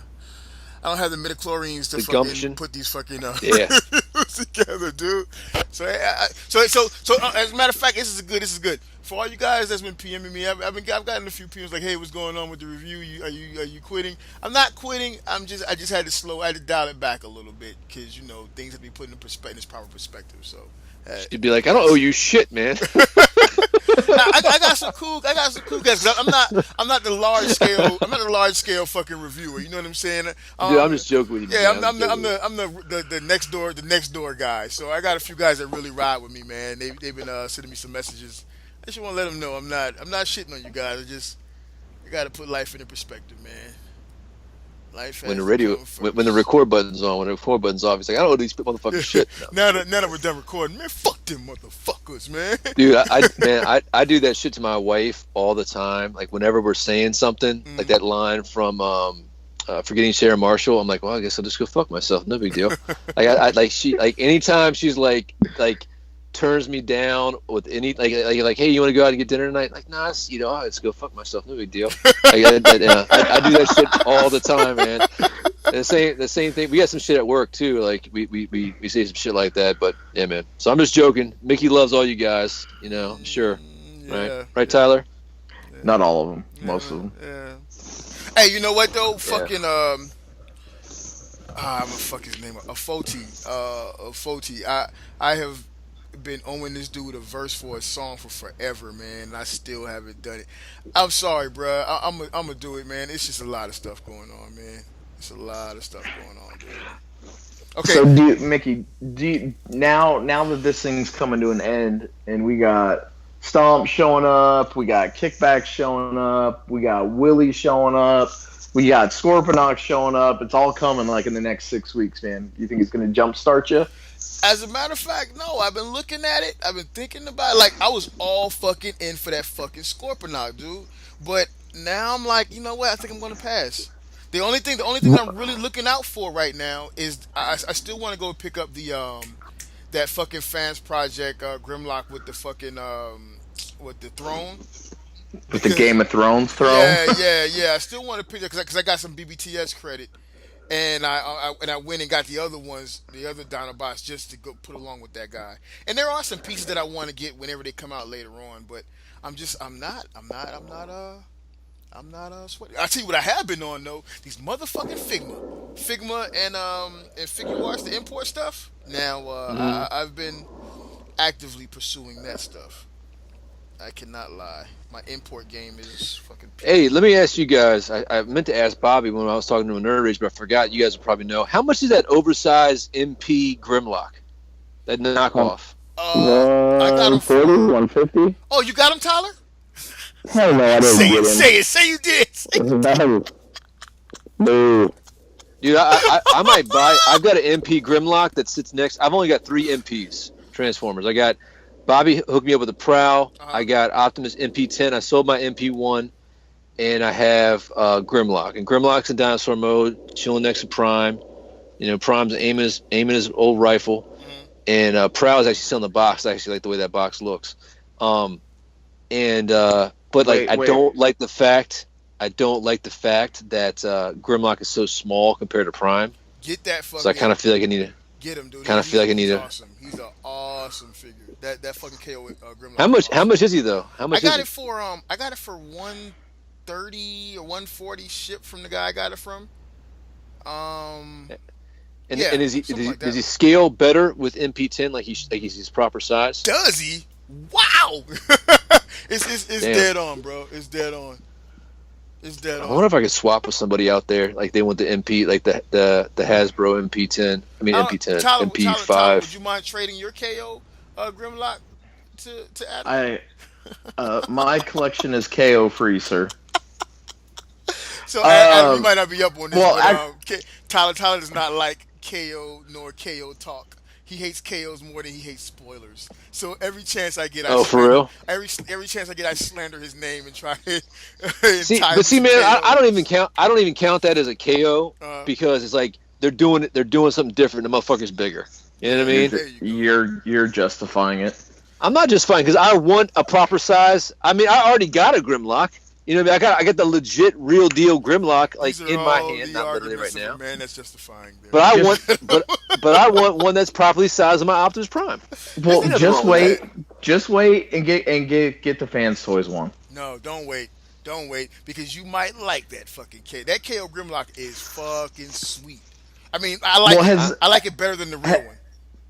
Has the G1 color one come out yet? I know the comic book one's out. Oh, has the other color come out yet? No, I don't think so. And that's a good point that you bring up, Adam. This would be the time for you to buy it because a lot of cats are unloading theirs because they're re-releasing it in the G1 colors. Okay, all right. Yeah. Maybe Adam wants the G1 colors, Mickey. No, Adam wants the fucking one that's out now for the best. I don't care. I don't care if it's a G1 colors or the cartoon colors. It's gonna sit there on my shelf next to my MP10. No, it's G1 or comic book colors. So the comic book, he's got like the blue legs. Yeah. Blue arms. Oh, for real? Yeah. I know I fuck with that. But you know what, man? I got an airbrush and I got mad painting skills. I'll paint that motherfucker anything I want. Oh. Wait, you're talking about blue legs and blue arms. On the comic book colored one. Like his quads are blue, not his legs. Oh, I was like, okay, I got you. Yeah, you're right. You're right about that. Instead of black? Yeah. Well, you can't see that when he's transforming down. Exactly. Sounds Sounds like a win-win for me. Yeah, mine's been well, done about most since I had KO it. means KO means knockout to me. There you go. Well, he's more of a light silver, like a nickel colored versus like a gunmetal gray, like the cartoon and toy was. It is a little different. Adam, I shall send you a picture, sir, and this picture shall. I think you should. Over. I want to see a picture. It's gonna win you over. Sir. I want photographic evidence. Careful, telling Mickey you want a picture. He'll send you something special. A little surprise there for you. So Talk me out of a good time. So hang on, Adam. So you said Bobby gave you Prowl? Yeah. Did he give you the Takara one or the Hasbro one? Because hang on, depending on how you answer, is gonna show how strong your friendship really is. He's got you on detox dry snitching. Watch out, Adam. Watch out. I know, right? Jesus Christ, man. He got me. Well, And I Bobby's don't know which somewhere one it right is, now, like, to tell you the truth. Say it. Don't All I say know it. is the box has a red ribbon. Has a red ribbon over it with the Autobot symbol, and it does have some shiny writing. He gave you the Hasbro one, bro. Oh, is that He bad? gave you the Toys Is that R Us good? special. Is that bad or good? I don't know what that is. They're on clearance. No, you want. You got it on clearance. No, the Takara ones are a little bit better, but hey. I know for a fact he didn't get. I know for a fact he didn't get on clearance. He had to okay it with the wife before he bought it for me. So. Oh really? Oh yeah. Dude, what is $60 between friends? I don't know, man. You know? When you're That's a asking good point. wife, when you're asking a wife, when you're asking a wife, dude. Hey, he might be in a fixed income, bro. You know what I mean? At that time, whenever that came out, you know. No, that was like a year and a half ago. Bobby's been doing reviews longer than that. He gave me that. Right, he gave me that longer than a year and a half ago. Maybe 2 years that one's been out. It hasn't been out very long. I don't know. Probably. It's been longer than 2 years. No way. But I mean, it was Christmas 2 years ago. This will be 3 years this Christmas. It's Christmas every year. It's been that long. That's a good point. I mean, that's yeah. No, I'm trying to think. Don't get me what other Toys R Us masterpieces came after Prowl? Starscream and Blue Streak, right? Maybe. Oh wait, you're right. You're right. It was Prowl. Prowl came out a while back. Prowl did come out a while ago. I mean, Ultra Magnus came out. No. I was talking Toys R Us. Yeah. Oh, I don't know. Prowl came out. There's been plenty. There's been plenty of Takara. When the fuck? I actually like. Bobby's got both the Takara and the Hasbro Grimlock. I like the Hasbro one better than the Takara one. Really? Yeah. I don't like the way that the Takara one looked. I think he gave the Grimlock. Yeah, the Grimlock. I think he gave Jaina the Takara one. To tell you the truth, because he's got two of them. The Hasbro one was an improvement on the Takara one, which is rare and funny. The Hasbro re-release, right? I don't know. The one that I have is in the cube, the clear, not even a cube. It comes with the crown. It comes with the sword. Yeah, that was first. That was the first one they did in the clear box. That's the Toys R Us one, right? Yep. I don't even remember, man. Don't give me lying. I got a good fucking price for it though. I got it for like $90. Yeah, you can't beat that. Back in the day. Hey, I tell you, had that for a minute. You know what you can get for $90 now? That fucking what's that? Uber big KO Grimlock. Yeah, man. That fucker's bad, dude. He's a fucking twist my arm and break it. Yeah, he's a fucking badass. Hey, you know what, Mickey? Why don't you just pack yours up and send it to Adam for being our special guest tonight? I love my motherfucking Grimlock. 1, 2, Adam, your gift for coming on is coming on. See, it's a win-win. I've always dreamed about coming on your show, and actually, I've always dreamed of coming on your show and you actually publishing it. You know what I mean? We should just transition Detox into the show. Well, I'll have to wait to see if my dreams come true. This one's getting published. We should just go ahead and transition Detox into the other fucking show. You know what's funny, man? Like, because Bobby always telling me like all the good shows, all the people he meets, and like I don't have enough time in the day to watch listen to all my podcasts. Mm-hmm. So I've been trying to get into. I've been listening to you guys. I'm trying to get on listen to Realm of Collectors because he tells me that those guys are freaking awesome. Yeah, they're good. They're really good. I can't even finish Shattered Cast. And you know the funny thing is like I'll go through a period of not checking out Shattered Cast for a while, and then I'll get caught up, and then I'll hear him talking to other people, and I'll confuse and I'll be like thinking to myself, oh yeah, I need to talk to Bobby about whatever, and then later I'll get in a conversation with him like, yeah, when we talked about whatever, he's like, we never talked about that. I was like, yeah, we did, dude. You were saying whatever. He's like, dude, that was Shattered Cast. Like, motherfucker. I'm losing my goddamn mind. So because I'll work nights, right? So like driving home, I'll be like listening to podcasts to keep my ass awake. So it's that hypnagogic state. I'm like about to fall asleep behind the wheel and thinking that, podcast is real life. So you know what though? Anyway, that's the good thing about having so many podcasts to listen to. But sometimes you miss it because these last few Shattercasts, I think I've been kind of like missing out on. So I got a good at least 2 Shattercast episodes to go back on. Yeah. Or at least 1.5. I think 1.5. That's good shit. Cause I'm driving to South Carolina this weekend. I gotta figure monetize podcast so I can do it full time, man. Just do like 3 hours a day. Just fucking do it. Pull a Howard Stern. Optibotimus has got you. This is fucking name. Loud. Bam. Scow. Shots fired. Talk to Optibotimus. He can square you away. You too can have a red Challenger. I don't want a red Challenger, bro. He had a Bumblebee Camaro that he was bragging about. Fuck, he had charging people for fucking reviews. So you got me at a loss. I don't even know who you're talking about, man. Is this a dude that always wants people to pay for him to go to Comic-Con or something? Yeah. Well, he put up a like a GoFundMe or like a crowdfunding type of a thing for him to go to BotCon, and like he put out a thing, and he put out a thing saying that he was going to start charging for his reviews, like on Facebook. He was like, how did he phrase it? You guys actually talked about it on Nerd Rage when it first happened. I think we were all I wasn't talking about him. I was talking about somebody else in another genre of reviews. That shit pisses me off, man. That shit pissed everybody off, dude. Everybody. Well, the part that pissed me off, the part that kind of caused him flack was he was crying, saying that YouTube and this is his profession, and with the new YouTube agreements, like he's not able to maintain the type of lifestyle he was used to, like all kinds of bullshit. It was terrible. Funny thing, man. First, let me say that I think that was like the first or second official episode of Toy Detox. We actually had a whole episode where we talked about that shit and the beef he had with because John Garinger called him out. And so we had a whole episode on that shit. But funny shit is that there are plenty of people that make livings off of fucking YouTube.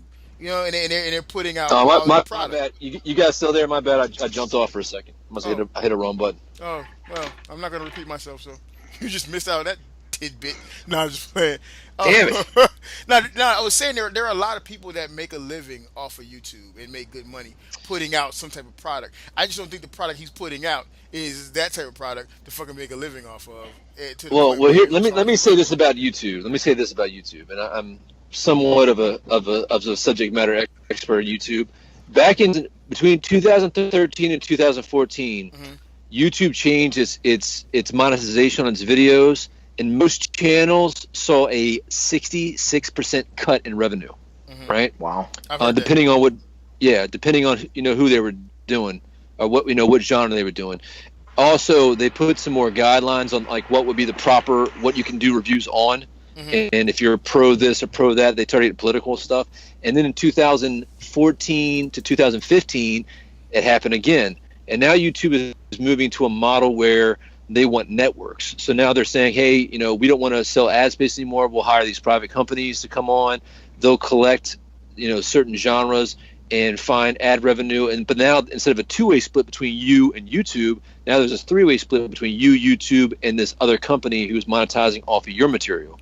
So like, YouTube. There's a point where you had guys making $100,000, $600,000 on YouTube, and now that shit is fucking drying up, bro. So like YouTube is not a viable model anymore, especially if you want to live off of that. And so like what sucks is you get guys. I don't know this Optibotimus dude, but I can imagine if he was at like the 100,000 subscribers to 150,000, 200,000 subscribers, he was probably making between $2,500 and $3,500 a month just on YouTube. And then if you add other affiliate programs and Amazon affiliate programs, and maybe even selling ad space before videos, he might have been making a good grip, and now it's like fucking drying up. Because I know some dudes that quit their job or doing YouTube full time, and then one day they're making $3,000, and then a month, and then the next day they're making $1,000 a month, and that shit is fucking hurtful, Wow. So, yeah. I know. I don't want to call them mutual friends, but it's like I know some people that are pretty close to him, and like I know at one point they were saying he was making upwards of like $65,000 a year, just putting his business out there and everything. But yeah. I mean, that's about right, So and then all of a sudden that shit can fucking. So can you imagine going from $65,000 a year to going to like $20,000 a year? Yeah. That makes you want to fucking smoke a Glock. I think the issue was. Go ahead, Tyler. Go ahead. No, I was gonna say so he said, and it wasn't so much he said he was gonna start charging for content. It was after he received such this like massive backlash of people like calling him out, and that's bullshit. And then all of a sudden he's like, "Oh, I was just kidding. It was all a joke. I would never do that to you guys." Blah blah blah blah blah. Like he just handled the situation poorly. And now that we're talking about him, one of his cronies is going to tell him we're talking about him, and then he's going to want to set up a conference call with us to come on and defend himself. Yeah, we don't do that kind of shit though. Well, I mean, like I will say. And Bobby and I get into this discussion all the time. Like everybody's time is worth money. You know what I mean? Yeah. Like so, if you value your time, which you should, everybody listen out there, if you're working and putting effort to something, you should be compensated for that work. Now, only you can decide what that value is to you. So if you go onto YouTube and produce your YouTube videos and you get $100 or $200 every month for monetization on that, and you can go buy the next toy to do your review on, and that works for you, well, hey man, that's fine. That's between you and YouTube and how much work you're putting in.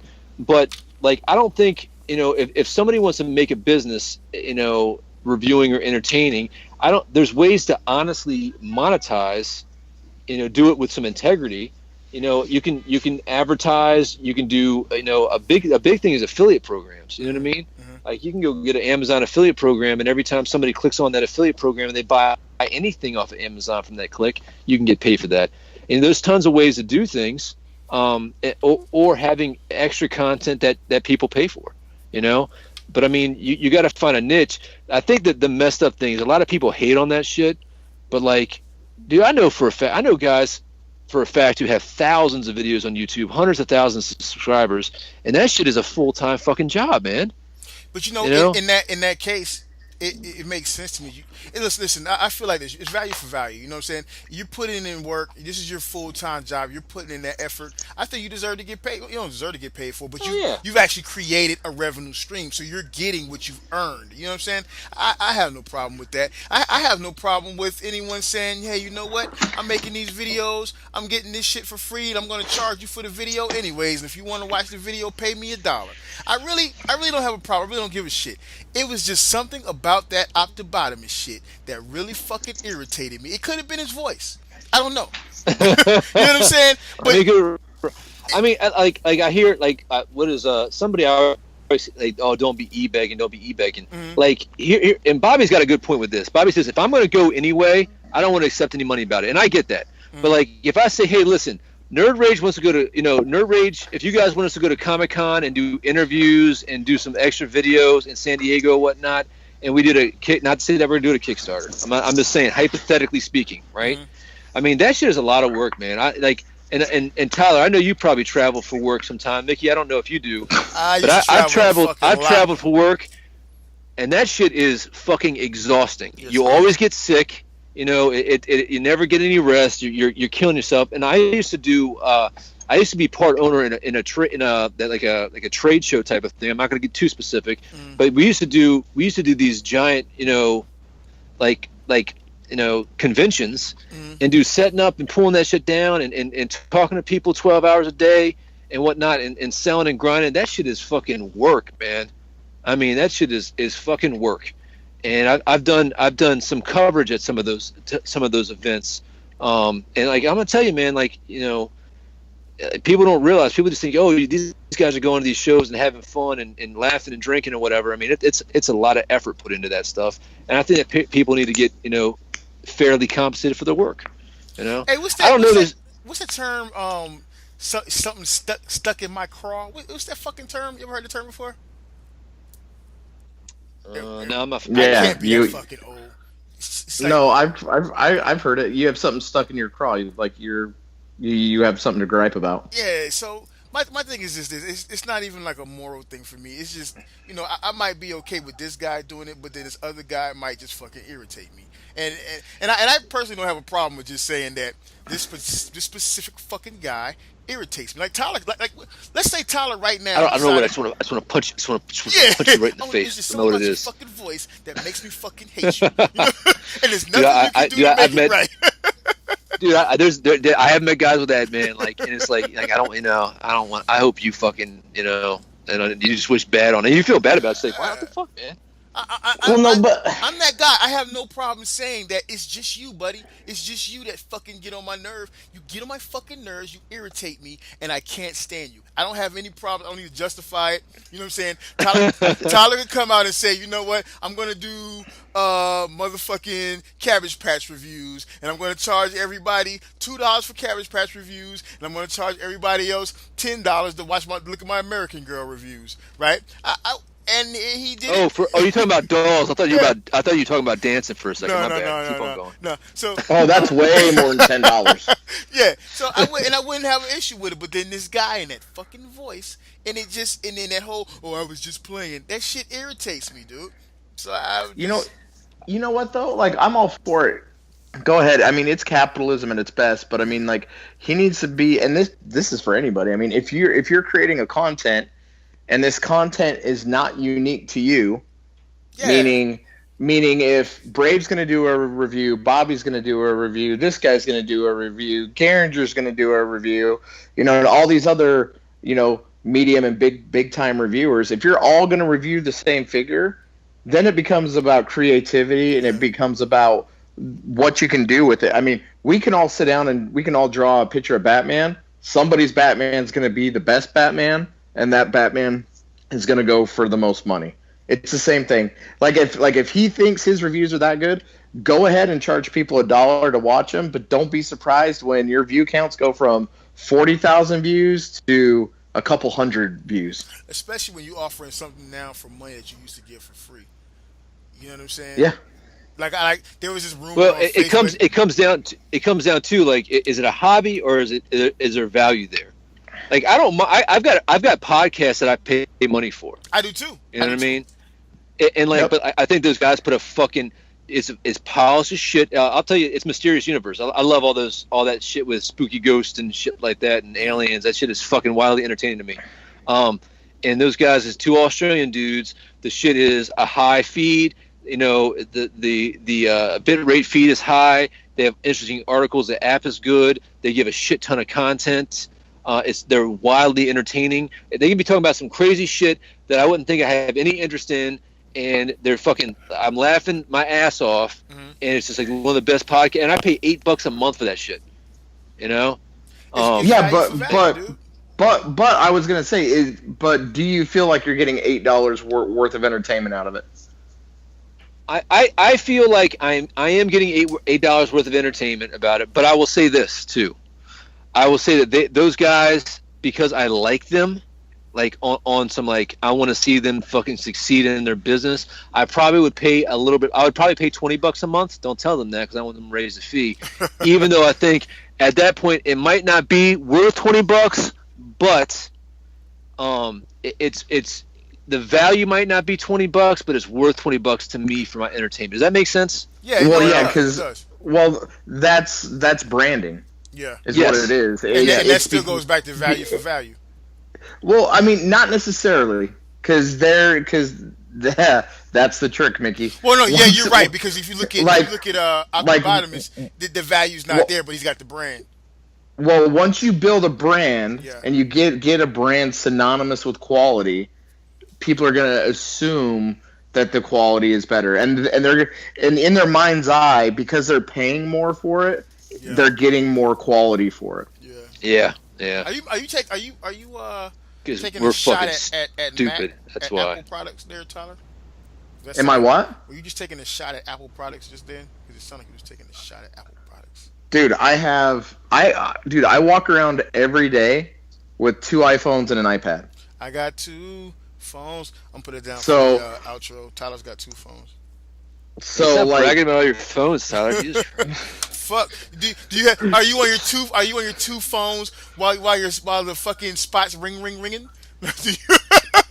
Apparently y'all haven't heard the fucking song. I'm telling this fucking. No, I haven't. You're on your own. Look up fucking Kevin Gates and 2 phones. No. Hey, so let's get the fuck out of here, because it's been like an hour and 38 minutes. I fucking got to get up at 5 o'clock in the morning.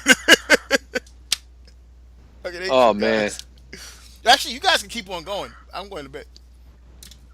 Nah, that's good. We're good. No, I had a good time. I don't want to overstay my welcome. Adam, you can't possibly, sir. Guests on podcasts are kind of like fish. You leave them out for 2 hours, they start to stink. You know what I mean? So I need to roll out. You know what?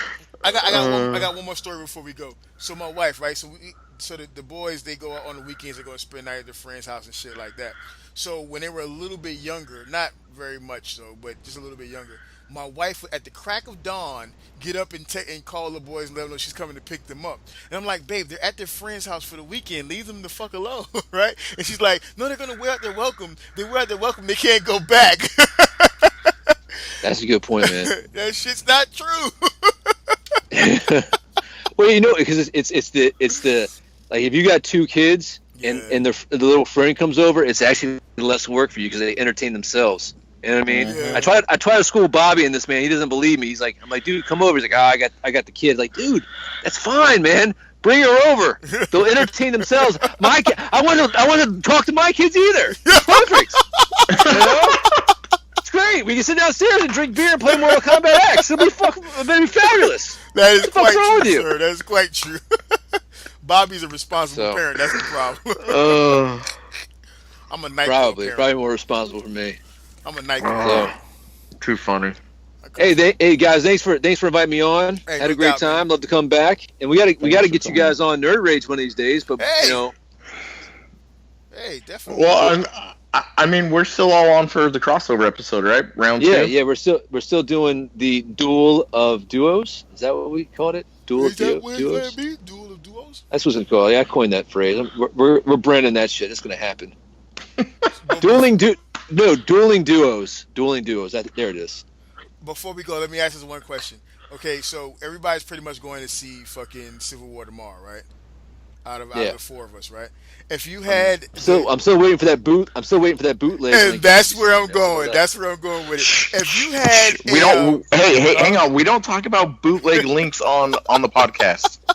If you had, hold on. If you had DVD quality, let's say you had a DVD quality early viewer copy, right? Would you watch it? Would you still watch it and then go to the movies, or would you not watch it to save yourself for the movie? Oh, I'd watch it. I'd watch it. I would. I'd watch the fuck. Hey, side note though, my little brother saw it tonight. Mm-hmm. He said hands down it's his favorite Marvel movie. Sweet. That's a bold statement. Is he a young man of good quality, good movie quality character? I get no words. Does he have good taste in film? Mine and his are very similar. Like he actually, he's 2 for 2. He got to see Batman versus Superman early too, and he called me, and I was like, and you know, we were talking, and he straight up was like, "You're gonna hate it." And I was like, "Oh, for real?" Yeah, he straight told me, he's like, "You're not gonna like judgment. See, Tyler, maybe that sets you up for failure right there. He planted that seed in your head. No. When you saw it, you're all fucked up in the game. Can't trust no. It's because he's my little brother. He's 2 years younger than I am, so he knows my taste pretty well. Wait, so but like, how's he watching these movies early? I need that connect. He's got a little girlfriend that works at the radio station, so like when they do like the movie giveaways to see stuff early. So, yeah. Nice. This episode's going up on Saturday because there's no fucking way I'm going to have this shit edited tonight for tomorrow. Fuck that. I'm going to bed. Don't be a quitter. Don't be a quitter. You can do it. Morning, dude. Yeah, man. Hey, I want to listen to this podcast in 15 minutes. Make it happen. Fucking show's over, dude. Hey, can I give a couple shout outs to your audience? Please do, man. Please do.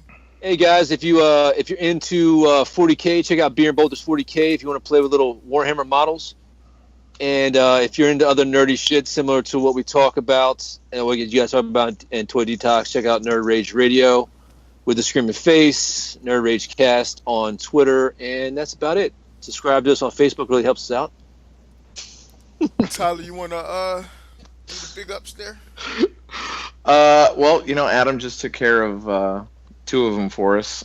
Check out Adam's partner in crime, Bobby, Deluxe, Robert. I'm forgetting people because I'm trying to name them all now. Bobby said you didn't have to name them all. Bobby said you didn't have to name them all.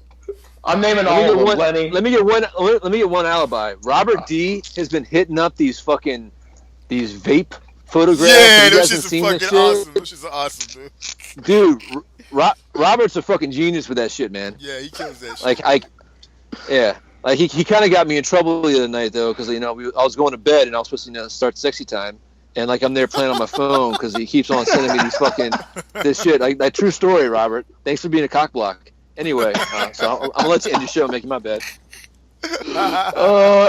And then the Wu-Tang clan of podcasts. So shout out to the guys at the ROC. I'm not even gonna try to name off all 37 of you. Every day it's something new. Hey, I do want to shout out Dust. Dust is fighting the flu, and he sent me a little what's up there earlier. So big up to Dust. Big up to Chris Pinkerton, who was on here with us just a while back, holding us down. Big up to Jisk, and you guys already covered Bobby and Shattercast and all of that good stuff. Big up to Nerd Out. Everybody go check out Nerd Out. And big up to my eyelids closing. I'm going to fuck the bed. Big up to my alarm clock. Will that motherfucker work in the morning? Hey, good night, guys. The worst part is you're gonna be looking at the clock like, God, I gotta get up in 5 hours. I gotta get up in 4 hours. Oh, so fucking sucks.